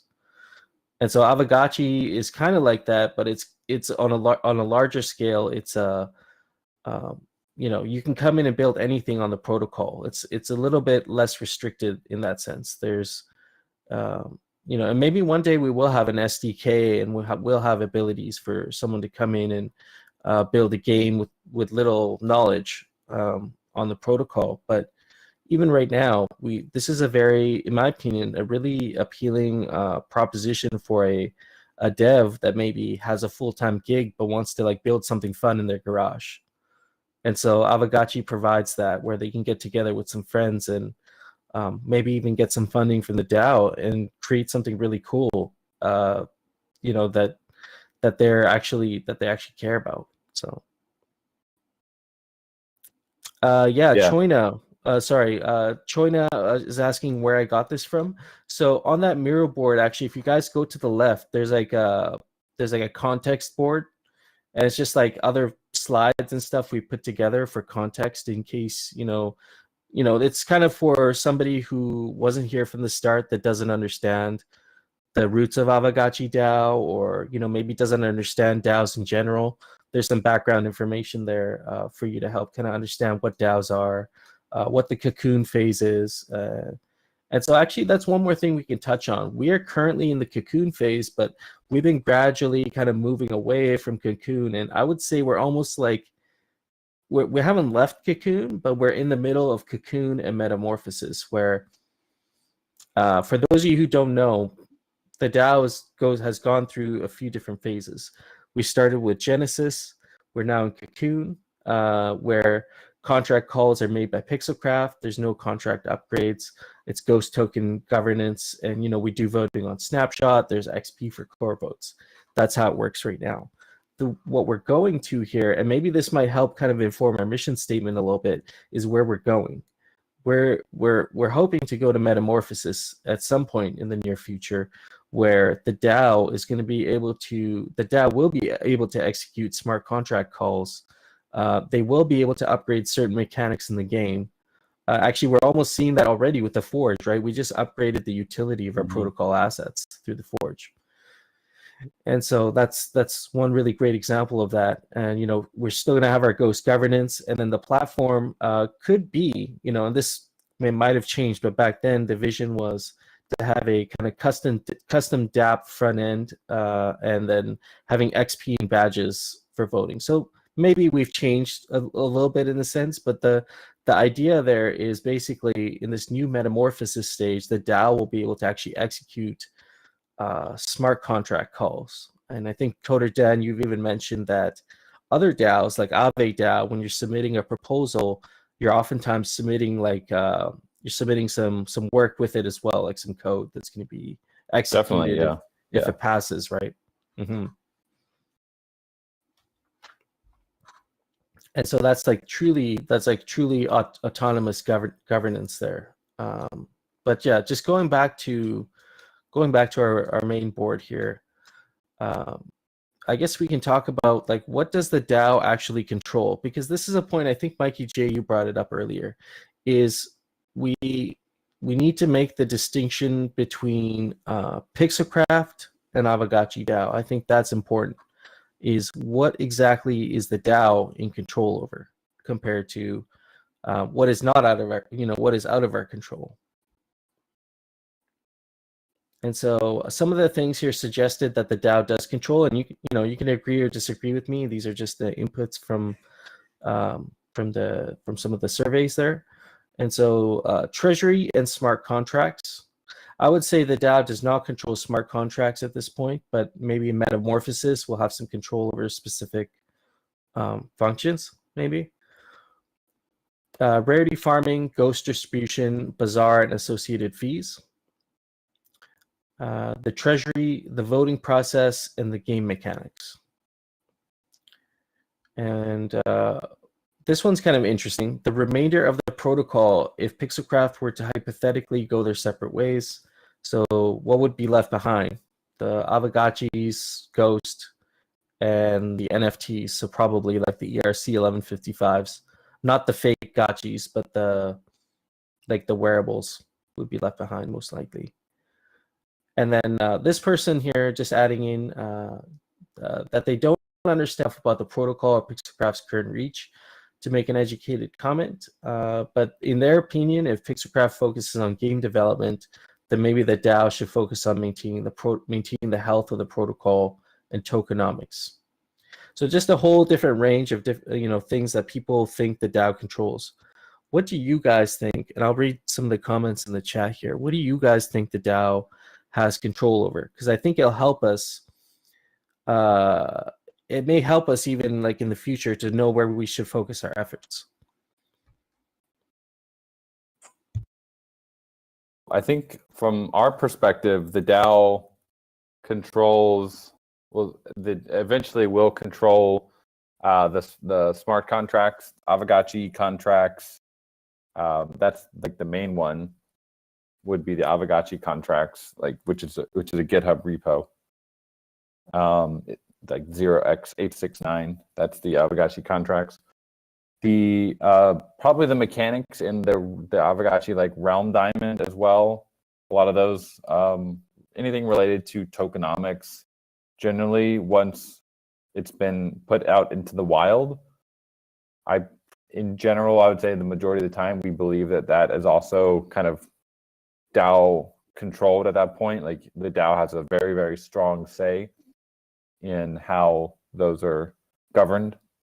We can obviously make suggestions, but generally once something like tokenomics related is put out into the wild, we really don't like touch it much.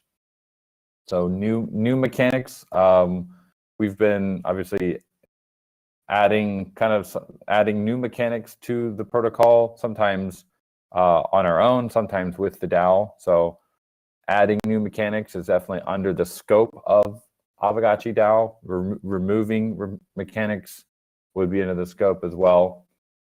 And then Gotchiverse is where it gets a little bit muddied, because Gotchiverse is a game built on the Aavegotchi protocol.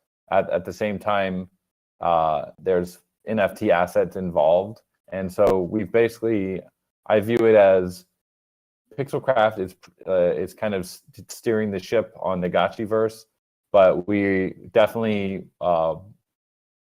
to use that metaphor, like you guys are also basically telling us where to go in some aspect. But yeah, I don't want to use that metaphor, but basically we're co-building the Gotchiverse together. We will outsource, or not outsource, but basically allow the DAO to kind of overrule us in some decisions on that. And I think that's if you think about like other game developers that also build on the protocol, they might have an initial vision, and then they might build that vision and say, hey, we'd love to have feedback from the DAO on our game. So I view it pretty much in that way. Although tokenomics decisions, again, once the tokenomics are published and on chain, at that point, we're not going to be making like big changes to them. Any sort of changes to that generally will go through the DAO. So definitely like on-chain governance of tokenomics on-chain assets is a big one. And then the DAO obviously has its treasury. So that's another big one. Rarity farming is a game mechanic, so that's also part of that treasury. And yeah, that's I would say the majority of what the DAO is like currently governing. Agree. I also read Tommy Gotchi's comment here. The DAO has control over a pool of tokens, so the liquidity and quick swap bags from Gotchiverse crafting and fees from the bazaar. There's some revenue, I guess you could call it. Yeah, and the bonding curve as well. And the bonding curve, yeah. The OG Aavegotchi asset. Yeah. And so Tommy Gotchi suggesting that the Gotchiverse is almost like a game layered on top of the Aavegotchi protocol. I'll ask, do you at some point in our future, do you envision maybe another metaverse emerging, or another like equivalent product to the Gotchiverse emerging that maybe is a result of Aavegotchi DAO? Maybe not another metaverse, but like, something as big of a product. And so maybe it's a whole standalone game. I hope so. Yeah. Okay. Yeah, I mean, we definitely hope that like someone is also going to build on Aavegotchis. We already have like the Gotchi Miners and Gotchi Heroes, a couple other games. So the whole point of Aavegotchi is that it's supposed to be meant to be that anyone can build on it. And Pixelcraft Studios currently does have the IP for like what an Aavegotchi is. we did kind of create it, and we're not going to go like CC0 or kind of be more liberal with it yet, because we want to make sure that it gets treated right, and it's just valuable IP. But in the future, one day there could be a day where we do say we're going to transfer that IP over to Aavegotchi DAO, but that's definitely not going to happen yet. But it's pretty as the like Gotchi Farming knows, we're very open to any sort of like licensing with the IP. We just want to make sure that the IP is respected. Yeah, no, that 100% makes sense. At this stage, we want to be very careful with that for sure. Just reading some comments here. Tommy Gotchi saying there are many games already existing, which is great to see. But I guess what I was referring to is larger projects. Let's say an indie game studio came and saw the value proposition of building an Aavegotchi protocol, and they wanted to start using the assets to build out a gaming experience that maybe is equivalent in size to like Pixelcraft's Gotchiverse, for example. Then maybe there would be some sort of a conversation happening between Aavegotchi DAO and Pixelcraft and the indie game studio, and then there would likely be some sort of an IP agreement if we felt that that product kind of fits in brand with Aavegotchi. So I think that's kind of what happened with the sandbox thing. Is they came to the DAO first, and then the DAO said, well, looks like a really good idea, and then also joined forces with Pixelcraft to make sure that the experience stays on brand and that we're not going off key with Aavegotchi assets or branding. So that was kind of the approach there with that. Yeah, the Gotchi game station. Yeah, Gotchi kart game. Tommy Gotchi, we need to build that. I think that should be something that DAO maybe, if somebody does know how to build that sort of game, like be cool to get a racing game in 2023. It's something we've been asking for. But going back to this board here. So we kind of talked about what the DAO controls. Mikey J kind of went through a really good segment there talking about mission statements, the nature of like what a mission statement could look like. I like those examples you put up there. We can add those to the Miro board as well. And I think we have some ideas around what the mission statement could look like. Why don't we go over to the future outlook here, and let's talk about maybe what does a successful Aavegotchi DAO look like? And so specifically pertaining to like Aavegotchi DAO where we're at now, if we were to say maybe a few years from now, 4 or 5 years from now, what does a successful Aavegotchi DAO possibly look like? And this would be assuming that we've made that transition over to metamorphosis at this point. And so in this case, it would be a self-sustaining entity capable of producing its own revenue, capable of filling its own treasury, and funding other projects, hosting large sponsored DAO events. And so DAO Square is amazing, and I think the case for using DAO Square is going to be huge. I think that was part of the initial vision. I remember when I first joined Aavegotchi, is this idea we were discussing if there was an Aavegotchi metaverse, we would want to have like a DAO Square where we could go and actually possibly even vote in the metaverse. Like that would be a really cool experience. But maybe Aavegotchi DAO Square becomes more legitimized in that sense, and we actually hold like events where we're some sort of engagement with those assets there, and Aavegotchi DAO would be interesting. So Aavegotchi and the Gotchiverse is a hub for a lot of other dApps that are developed by independent parties. And so kind of what I was just talking about earlier, something like a mixture of Second Life and Crypto Voxels, the App Store, and Facebook and Discord. So just different dApps of doing different things, building on top of Aavegotchi protocol. A really good example of this, actually, if you guys have been in the Lens ecosystem lately, it's really interesting what's happening over there.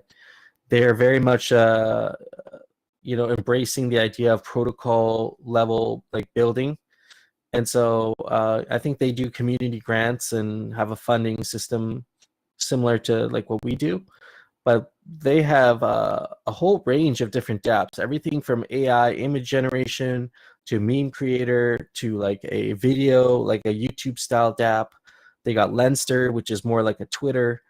They got all these different products that are coming out, and they're independent entities building on top of Lens, trying to be that next social platform. And what travels with you is your Lens profile. And so right now, I can't take my Twitter followers with me if I want to go to Facebook. I can't take my Facebook followers to Instagram. But the whole idea of protocol level building is you're able to take your asset of what you own, which in this case is your identity, and take it to somewhere else. And not actually a super important area that I would love to have more community thought on and discussion and maybe brainstorming is how can we make the Aavegotchi basically portable throughout different games in a totally trustless way. Because right now, like for example, if you win a game, we might be able to give you some XP. That XP isn't really given out in a trustless way. It's basically given out by Pixelcraft or like a game manager that's a trusted account. It's a really, really hard problem.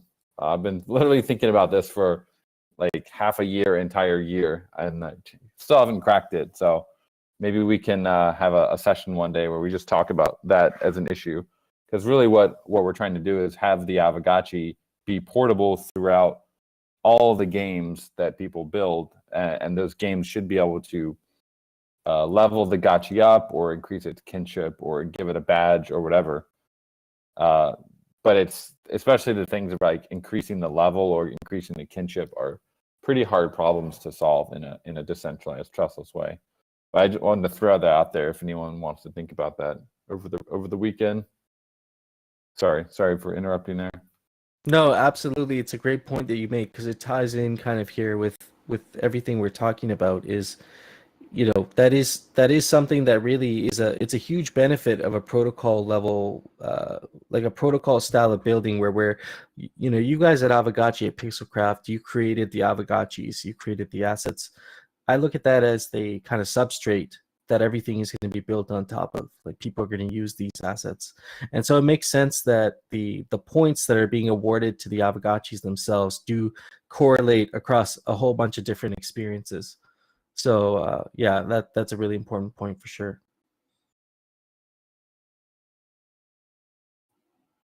See some comments in the chat. Diddly Poo, Coder Dan, whitelist contracts and enforce a common method signature. Yeah, it's most of the gameplay happens off chain. So like imagine a Gotchiverse or a Gotchi racing game where the winner is everything's happening off chain, but they want to award the Gotchi with some on chain points. So it's like every time you try to mix Web 2 with Web 3, off chain and on chain, it gets pretty complicated. But if we only say, we're only going to give XP for on-chain games, then that like totally limits anything that we can do. So yeah, there's got to be some layer. I imagine there's like some way to use ZK snarks or some like, I think of like ZK technology as basically blockchain magic, and there's probably a way to code it in a way that like we could do that. But exactly how to do that, I need some bigger brains to work together on that.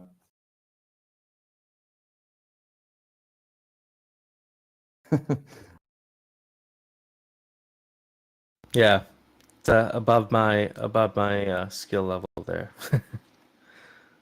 We got some big brains somewhere in the audience there.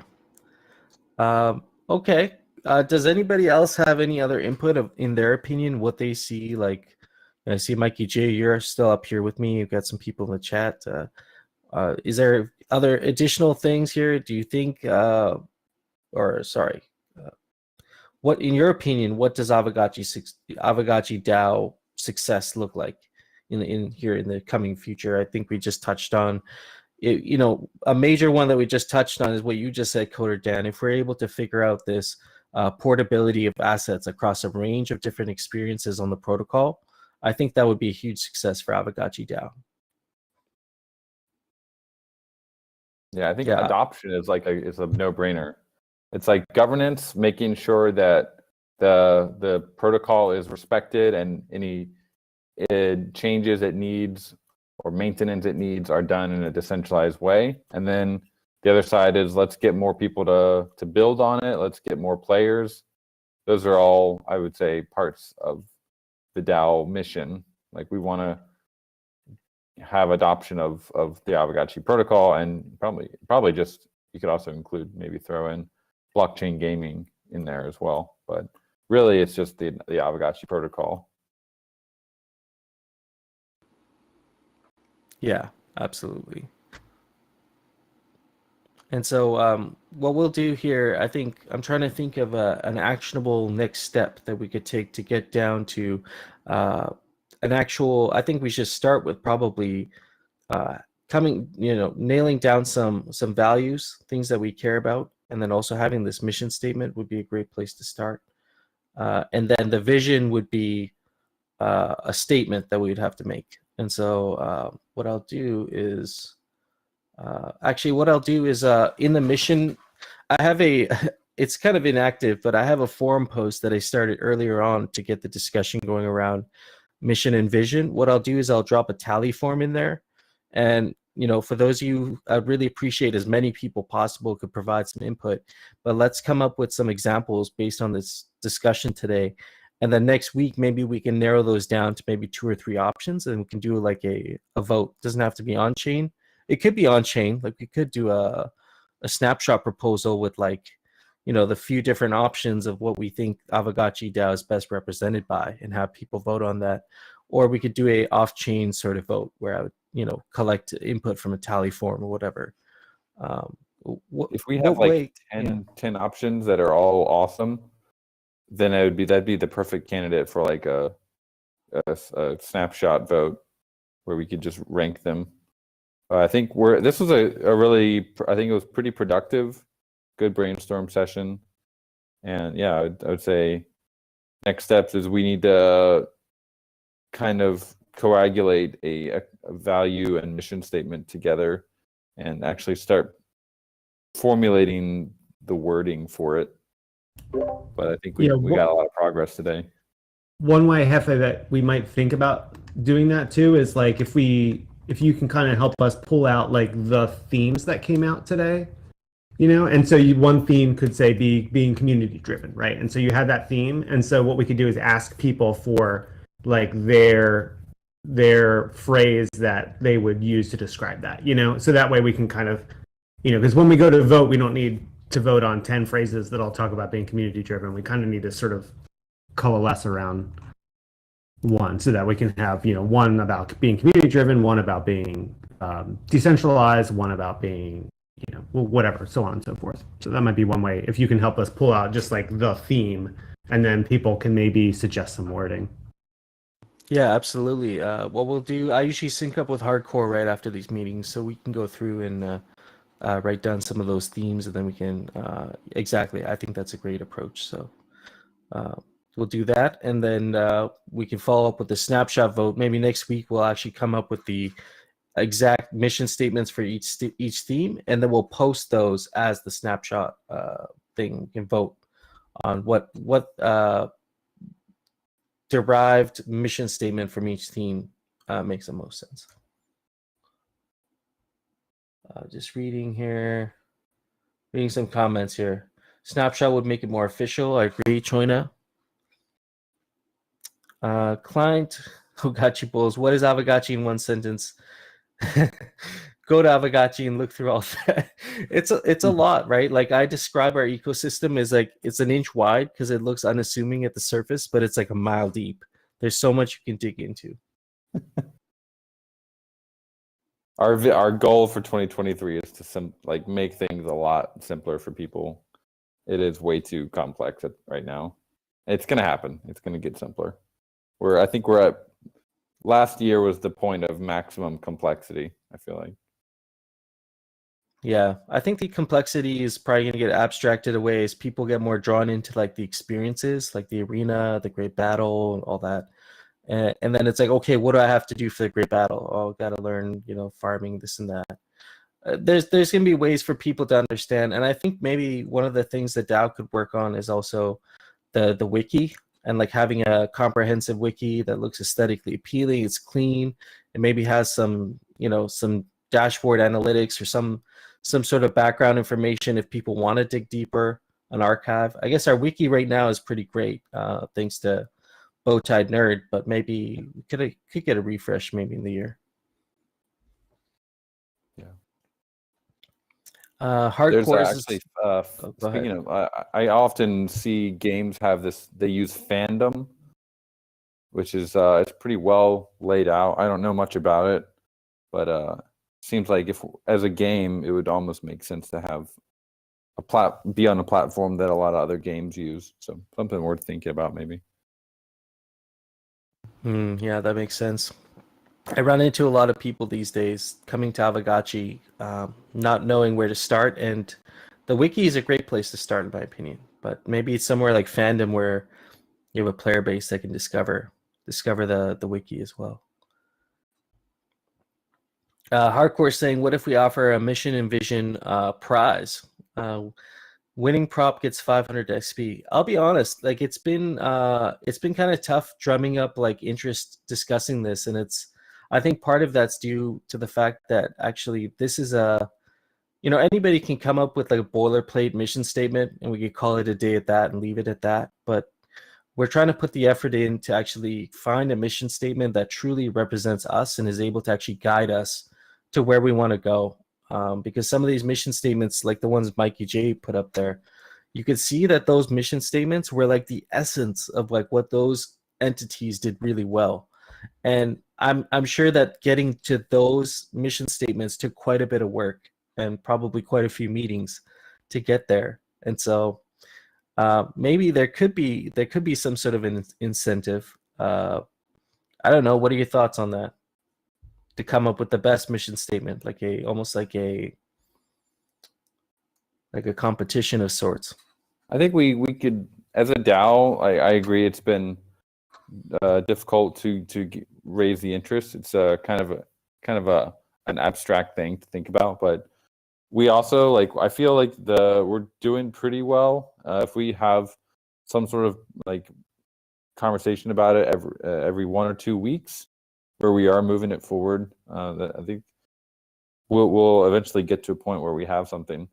From our side, like Pixelcraft, we could also just say, hey, we have I could crack out and probably create 100 statements, but I don't really want to. I think the DAO should be going through this process together, and I think we'll come out with something much stronger for it. So I definitely, I'm enjoying the process.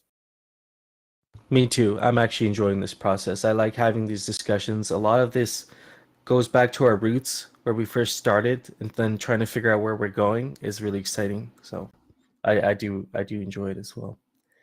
But I'm gonna have to wrap it up here. I think you guys might have had some other things, but this has gone about 2 hours now. Yeah. Were there any final things you wanted to cover? Well, I mean, preview of next week. Yeah, I mean, I was gonna follow up with Eat Denver, but you know what? I can actually put that in a forum post. We will be putting a SIG prop out, but we did discuss it last weekend. We got everybody's concerns, and we want to address those.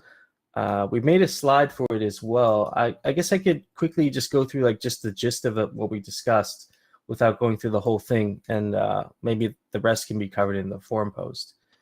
But we have a more comprehensive kind of approach. And we've been actually working with you guys, with Pixelcraft, talking to Lost Local about how we can collaborate to make this a kind of a powerful event. And so, yeah, you know what? I'll just, if you don't mind, Coder Dan, I'll just quickly run through it and get your take on it. I'm gonna have to jump off here. Okay. But I'll definitely check it out on the DAO forum.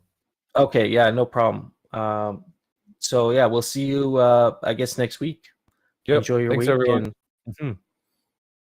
Later. And also remember the we just posted in Gotchiverse updates.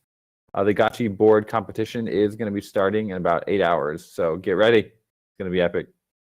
Thanks to Mark Immaterial for putting this together and spearheading the entire thing. We have done very little on our side. It's awesome to see the community kind of creating these initiatives. So looking forward to seeing what happens on the Dune dashboards. See you, friends. Later. All right, fellas and ladies, I'm gonna quickly go through this just to give you guys an idea of what we discussed, but I'll put most of it down in the forums there. If there are other members who are going to Denver who want to come up here, feel free to put your hand up, and let's just quickly run through this. And so last weekend we discussed Eat Denver, our presence at these sorts of events. This specific event, which is actually it's a conference. It's a developer conference, and it's actually one of the largest developer conferences in the world. Like the largest Ethereum developer conferences in the world. Last year, there were projected around 40,000 attendees, and this year they're projecting almost double that. So it's going to be a really large event. It's a 9-day event, and so us as a group here, we put a group together to possibly attend Eat Denver. And so our goals for actually like doing the field work are to basically leverage our connections with other Web3 communities and maximizing our exposure. Like we'll be moving through this space actively. We are planning on a coffee shop event, like a developer event, where we will have like a venue with like banners and everything set up and live streams. But for the most part, we've been working with Lost Local to actually see what other Web3 communities are interested in Aavegotchi, what venues at the event are going to be appealing for something like Aavegotchi. And so we have a few places in mind there. No Future, I know you had talked about doing some, I see Lost Locals in the audience, yeah. Yeah, welcome up, welcome. Hey everyone. Future. Good morning, everybody. Yeah, right on. Glad you could. Yeah. Yeah, GM. Glad to have you guys up here. I just thought we could discuss our Eat Denver plans, and we have Lost Local up here who represents Pixelcraft, so we can talk about how Aavegotchi DAO can kind of help you out with some of your initiatives that you wish to execute at the Eat Denver. And so I was just going through kind of our budget. Our strategy and our budget. One of the points I put down here was supporting Pixelcraft or yourself at the Aavegotchi dedicated venue, which is going to be the Developer Cafe, but also helping you do some outreach at events and developing maybe some partnership opportunities for Aavegotchi. And so I guess I'll ask you, what are some of your objectives and kind of what are some of the ways that you see the DAO group that's going to Eat Denver? What do you see? How do you see them maybe supporting you in your role? Yeah. So right now we're in the process of organizing exactly where we're going to have a presence. A lot of these events kind of come together in the month before. So we're kind of just coming into that time range right now. So in the next couple of weeks, we'll have some more details about exactly where Aavegotchi will be having a presence during Denver. But right now we are chatting with Cryptoon Goons for a nightclub event, and then we've got a couple other partner communities that we are finalizing details on. Those events is where support from the community and the DAO are going to be really, really important. I am the only person from Pixelcraft that will be on the ground at ETH Denver. So I'm going to be, organizing our presence and acting kind of as like a lead brand ambassador. But as we saw in Miami, it was really, really beneficial to have community members who were able to represent Aavegotchi, speak on behalf of the project, and also, help with onboarding initiatives. So really, at the end of the day, that's where I do see, the biggest value add for me personally. It is a lot of work, just organizing and then making sure that not only that we have a presence and a place to represent the project, but that then the project is being represented appropriately in those places. So from my standpoint, that's really where the support of the DAO is going to come in most helpful. Yeah, I agree with you there. And I think we can have a far wider impact and footprint if we have available members at the event that can do some outreach, that can, actually create some have some networking going on while we're doing live streams, while we're actually doing some active recording or content creation or what have you. Those processes in themselves, and I've talked about this with No Future, like if he's doing a segment and he's maybe doing some live street interviews at Eat Denver, that's going to require two people that are going to be tied up doing that, at least two people. And so at least you have extra hands to, if you wanted to set something up, if you wanted to, for example, have someone giving out stickers or something, you would have those extra hands available at this event rather than having one person, which I think would maybe limit your ability to maybe have as big of an impact at Eat Denver. And so I think that's one of the ways we can kind of help you out there as well. No Future? Yeah, I was gonna say, as a person who often does the one man band thing, you can get it done, but you are limited. So being able to ideally we're looking to onboard devs, but also capture content. So having more hands on deck to capture content just makes it easier because you can have a crew that's shooting the content, people hosting it, and then other people editing it at the same time, so we can get it out in a timely manner. Which was one of the struggles we had in Miami because it was a one man band, so you just can't do it. Yeah, and we've also discussed, if Pixelcraft was to go and hire outside help, so like not Aavegotchi, not Gotchi Gang, just outside contracted help to assist at these events, the projected budget or the spend for that, it far exceeds like even our our largest ask. It could possibly even double our largest ask. And so to have people there who are actually Gotchi Gang that can take that marketing angle, but also be there as helping hands, I think is going to be valuable to have there. Yeah, and I think it's worth mentioning that we're also ideally what will come out of this is some system that can be replicated moving forward. It is the intention of Pixelcraft to have more and more of an IRL presence at events moving forward. So figuring out how the DAO is going to play into that and how we can, increase DAO presence moving forward and, make sure that the DAO is, represented at these IRL events and representing the project is also important to us. So hoping that this can, be another step in refining that system. Art Week in Miami was kind of like, I think, the first roll of the dice at having an IRL presence. And, there we had two events happening literally at the same time. So if it wasn't for the help of ZombieShepherd that day, we wouldn't have been able to appear on the Polygon panel while also having that community event in Wynwood. Oh, I didn't know that. Yeah, Yeah. and for what it's worth, that was with Cryptoon Goons, and we are also forging partnerships with them now. So these things actually do play out if you give them time. I think exactly. And I think one of the challenges here is when you're looking at a group to get funded to go to something like this is sometimes the what you're going to get out of the event is somewhat intangible. I mean, I can guarantee that there will be something positive that comes out of this event and something of value for Aavegotchi DAO that comes out of this event. But to actually quantify that in terms of a number is in my opinion, a little bit challenging.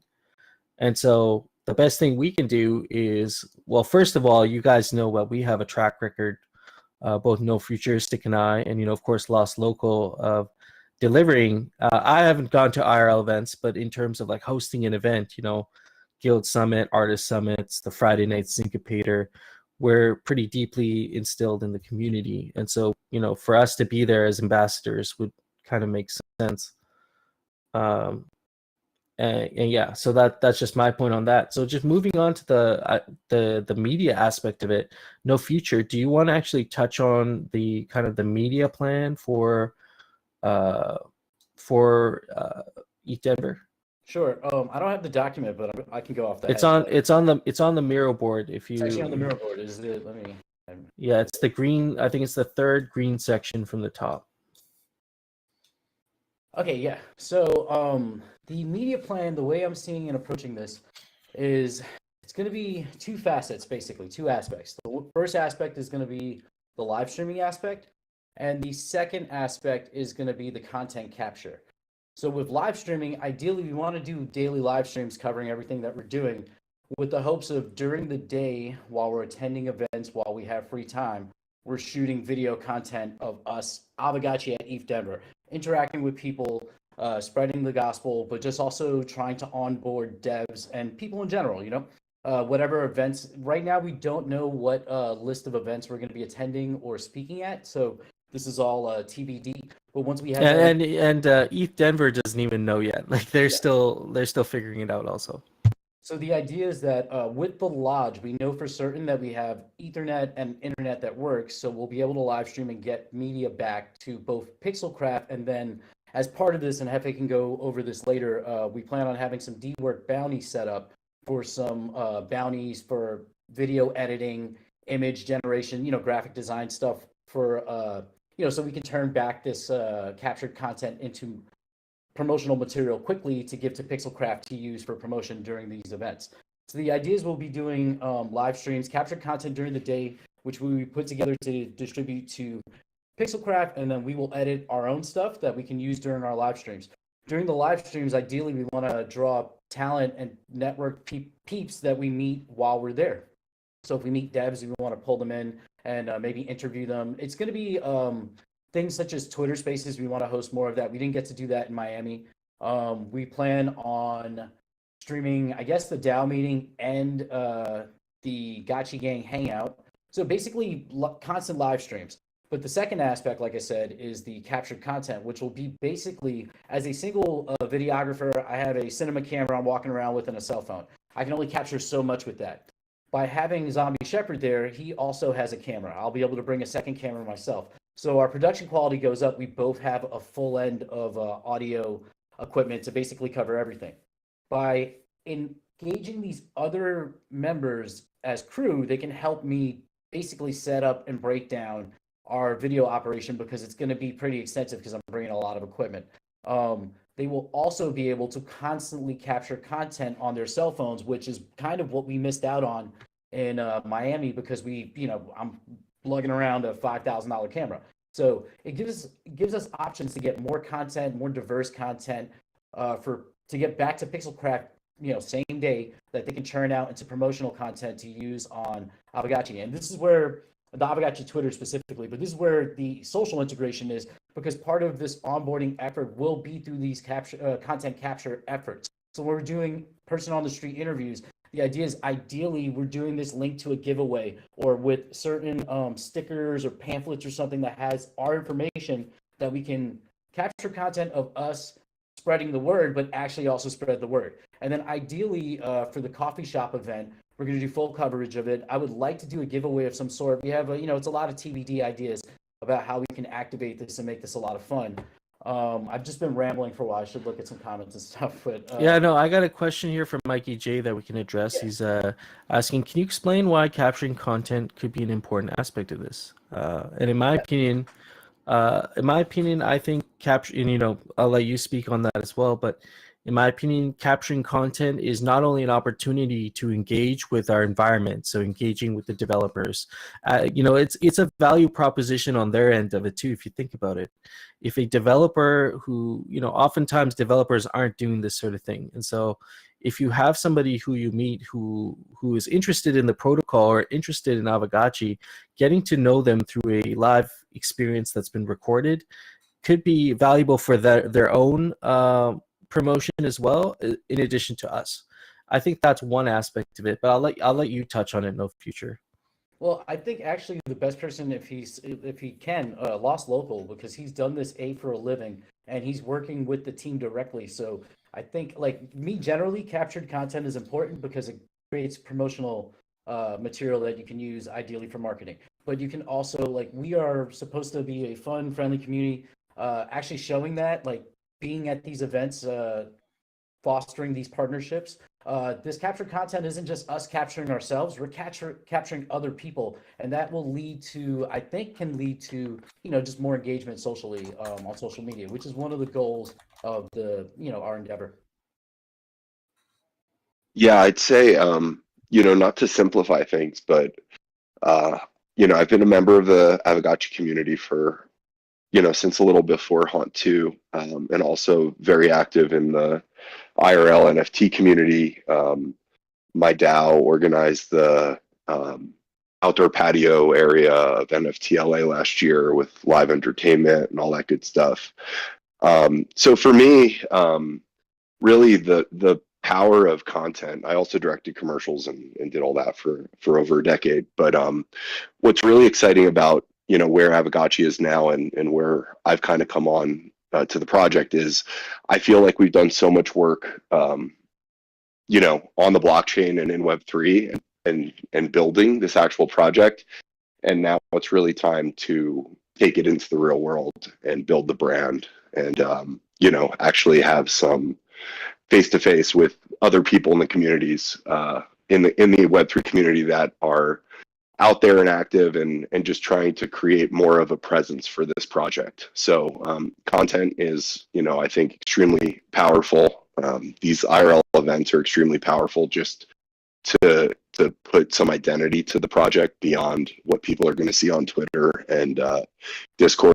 So, at the end of the day, I really see this as brand building. It further develops the identity of what we are as a project and also what we are as a community. And, that's where the DAO is so important here, is because at the events, the DAO is representing the community. You guys are, the day-to-day lifeblood of this project. Without community members, nothing happens. So it's important for y'all to be there, and I think it's also important to start getting that message out. And content is, I think, the strongest way to do that.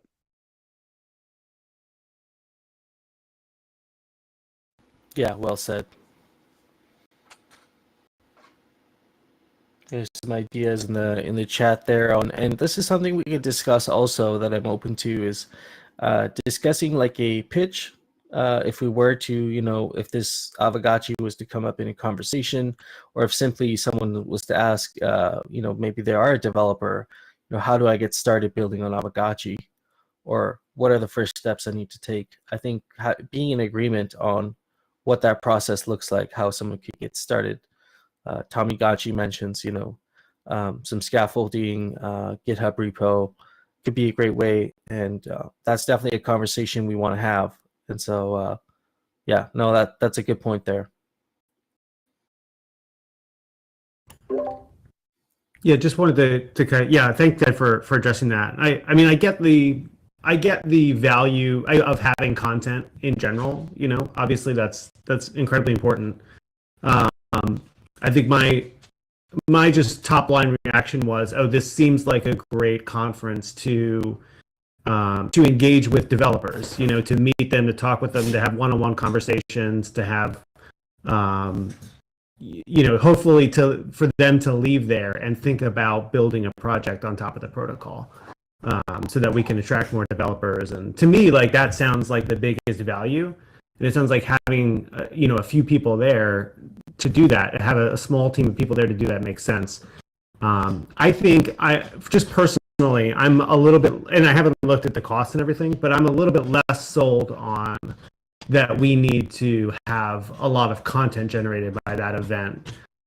Just for general, I mean, there's a lot of different ways we could generate content for marketing channels that don't involve, a lot of travel and things like that, such as all the great work that, No Future's doing and the rest of you guys are already doing. So that's kind of where I was coming from with that question. But I think the overall, like, I really do believe, like, with all the things we just talked about, we need to be, in my opinion, we need to be engaging developers, attracting developers to come build on Aavegotchi. So I definitely would support you guys. Personally, I would support you guys, a small team of people to go out and get that done and make that the focus.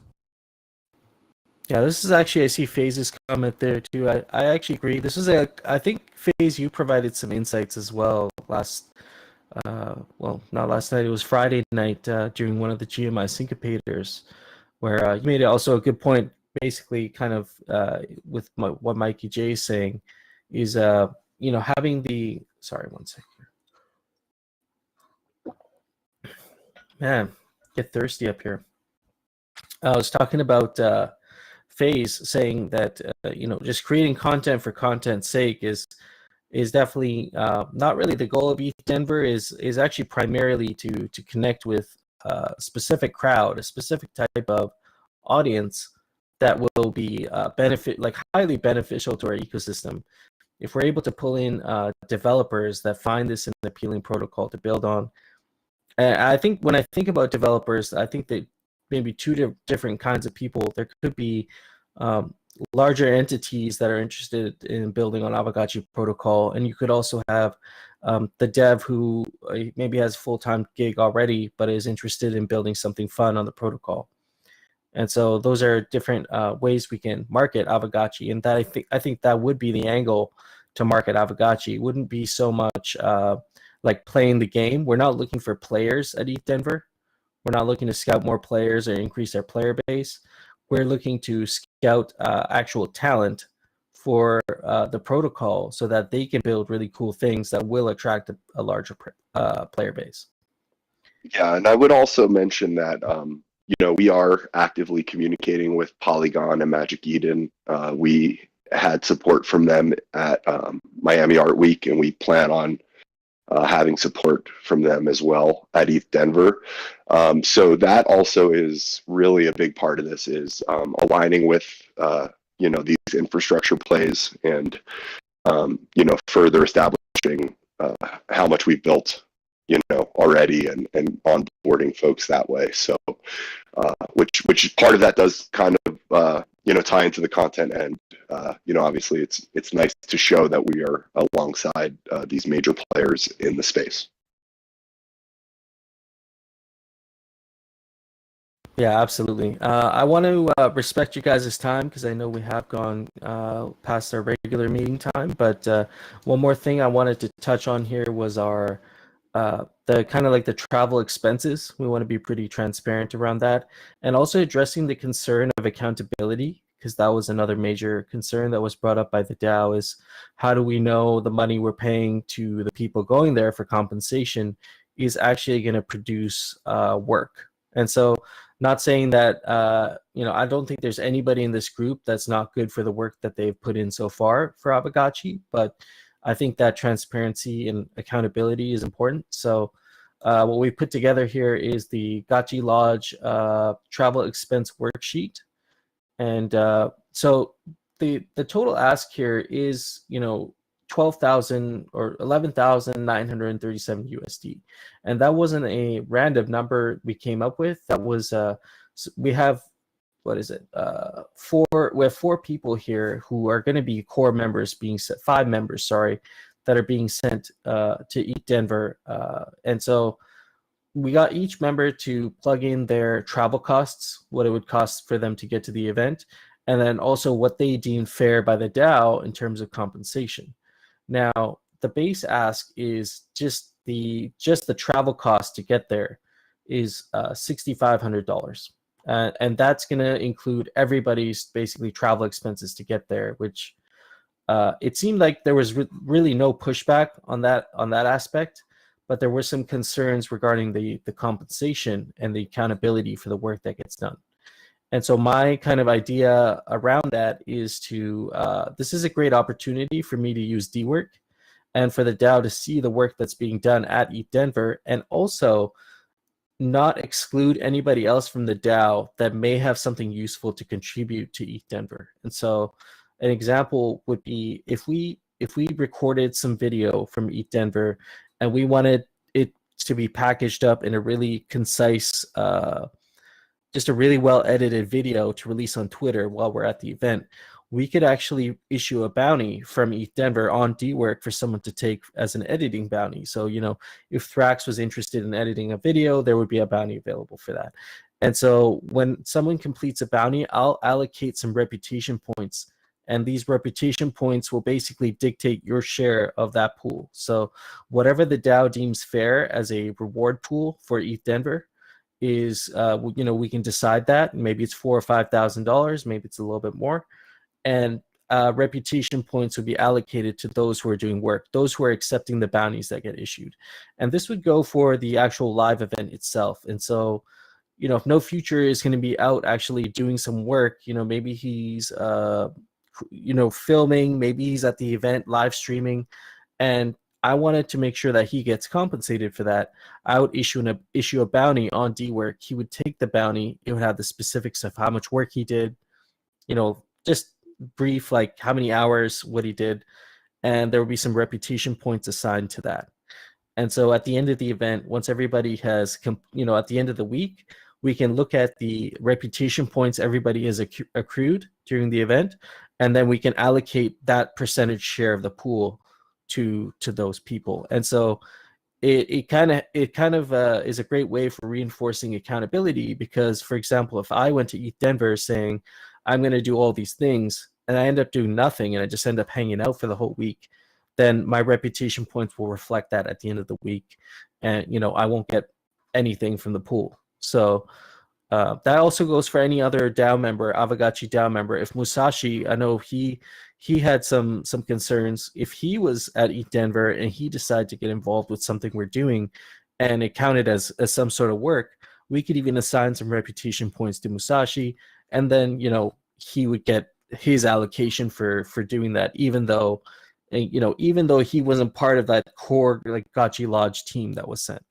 And so it kind of gives people an opportunity to pick up some bounties, and it's not exclusive, which I think people were getting upset by last week when we discussed this. It seemed like it was like an exclusive thing for a specific group of people. And so these people are good for the work that they've done. Obviously, you guys know all of us and the work we've done. So I think this ask is reasonable, especially for the travel costs. I mean, the one thing to consider there is the longer we wait to get the funding, the travel costs will go up. That's the only variable. Is if we wait too long, the travel costs will rise, and the ask will be bigger for the travel cost.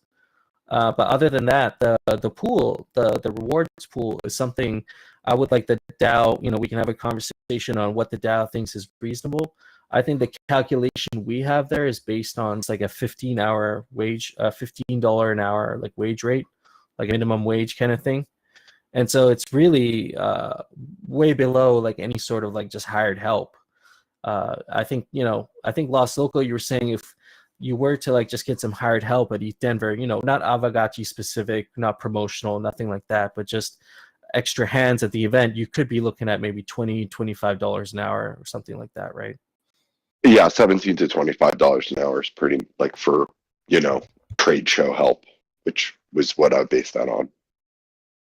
Yeah, so we kind of went below that just because we want to make sure you guys feel that we're being fiscally responsible with everything here, and so yeah, if you have any sort of suggestions or anything like that, just definitely run them by us. I'm going to put everything here in a forum post in the DAO forums here, and looking forward to seeing kind of what other feedback or opinions we get.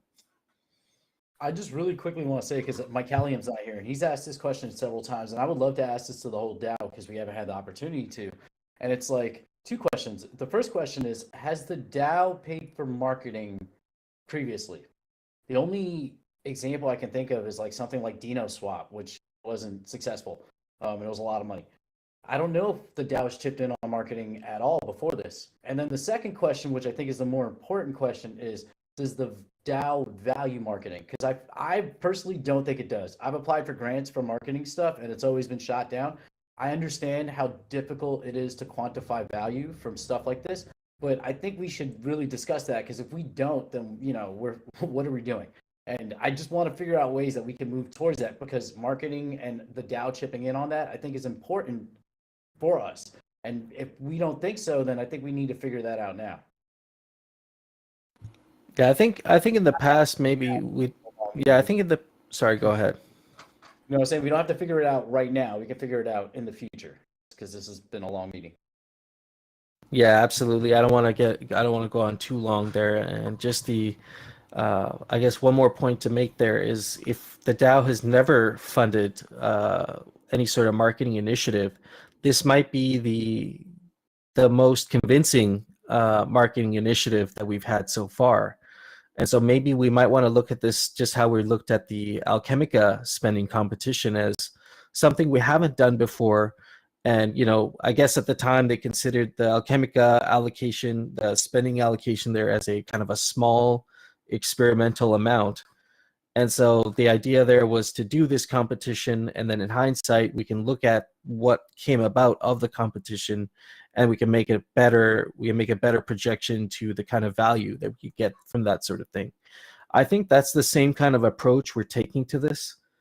Taking with this here is we're looking at this as a very small treasury allocation for something that we haven't done before, but could be incredibly valuable.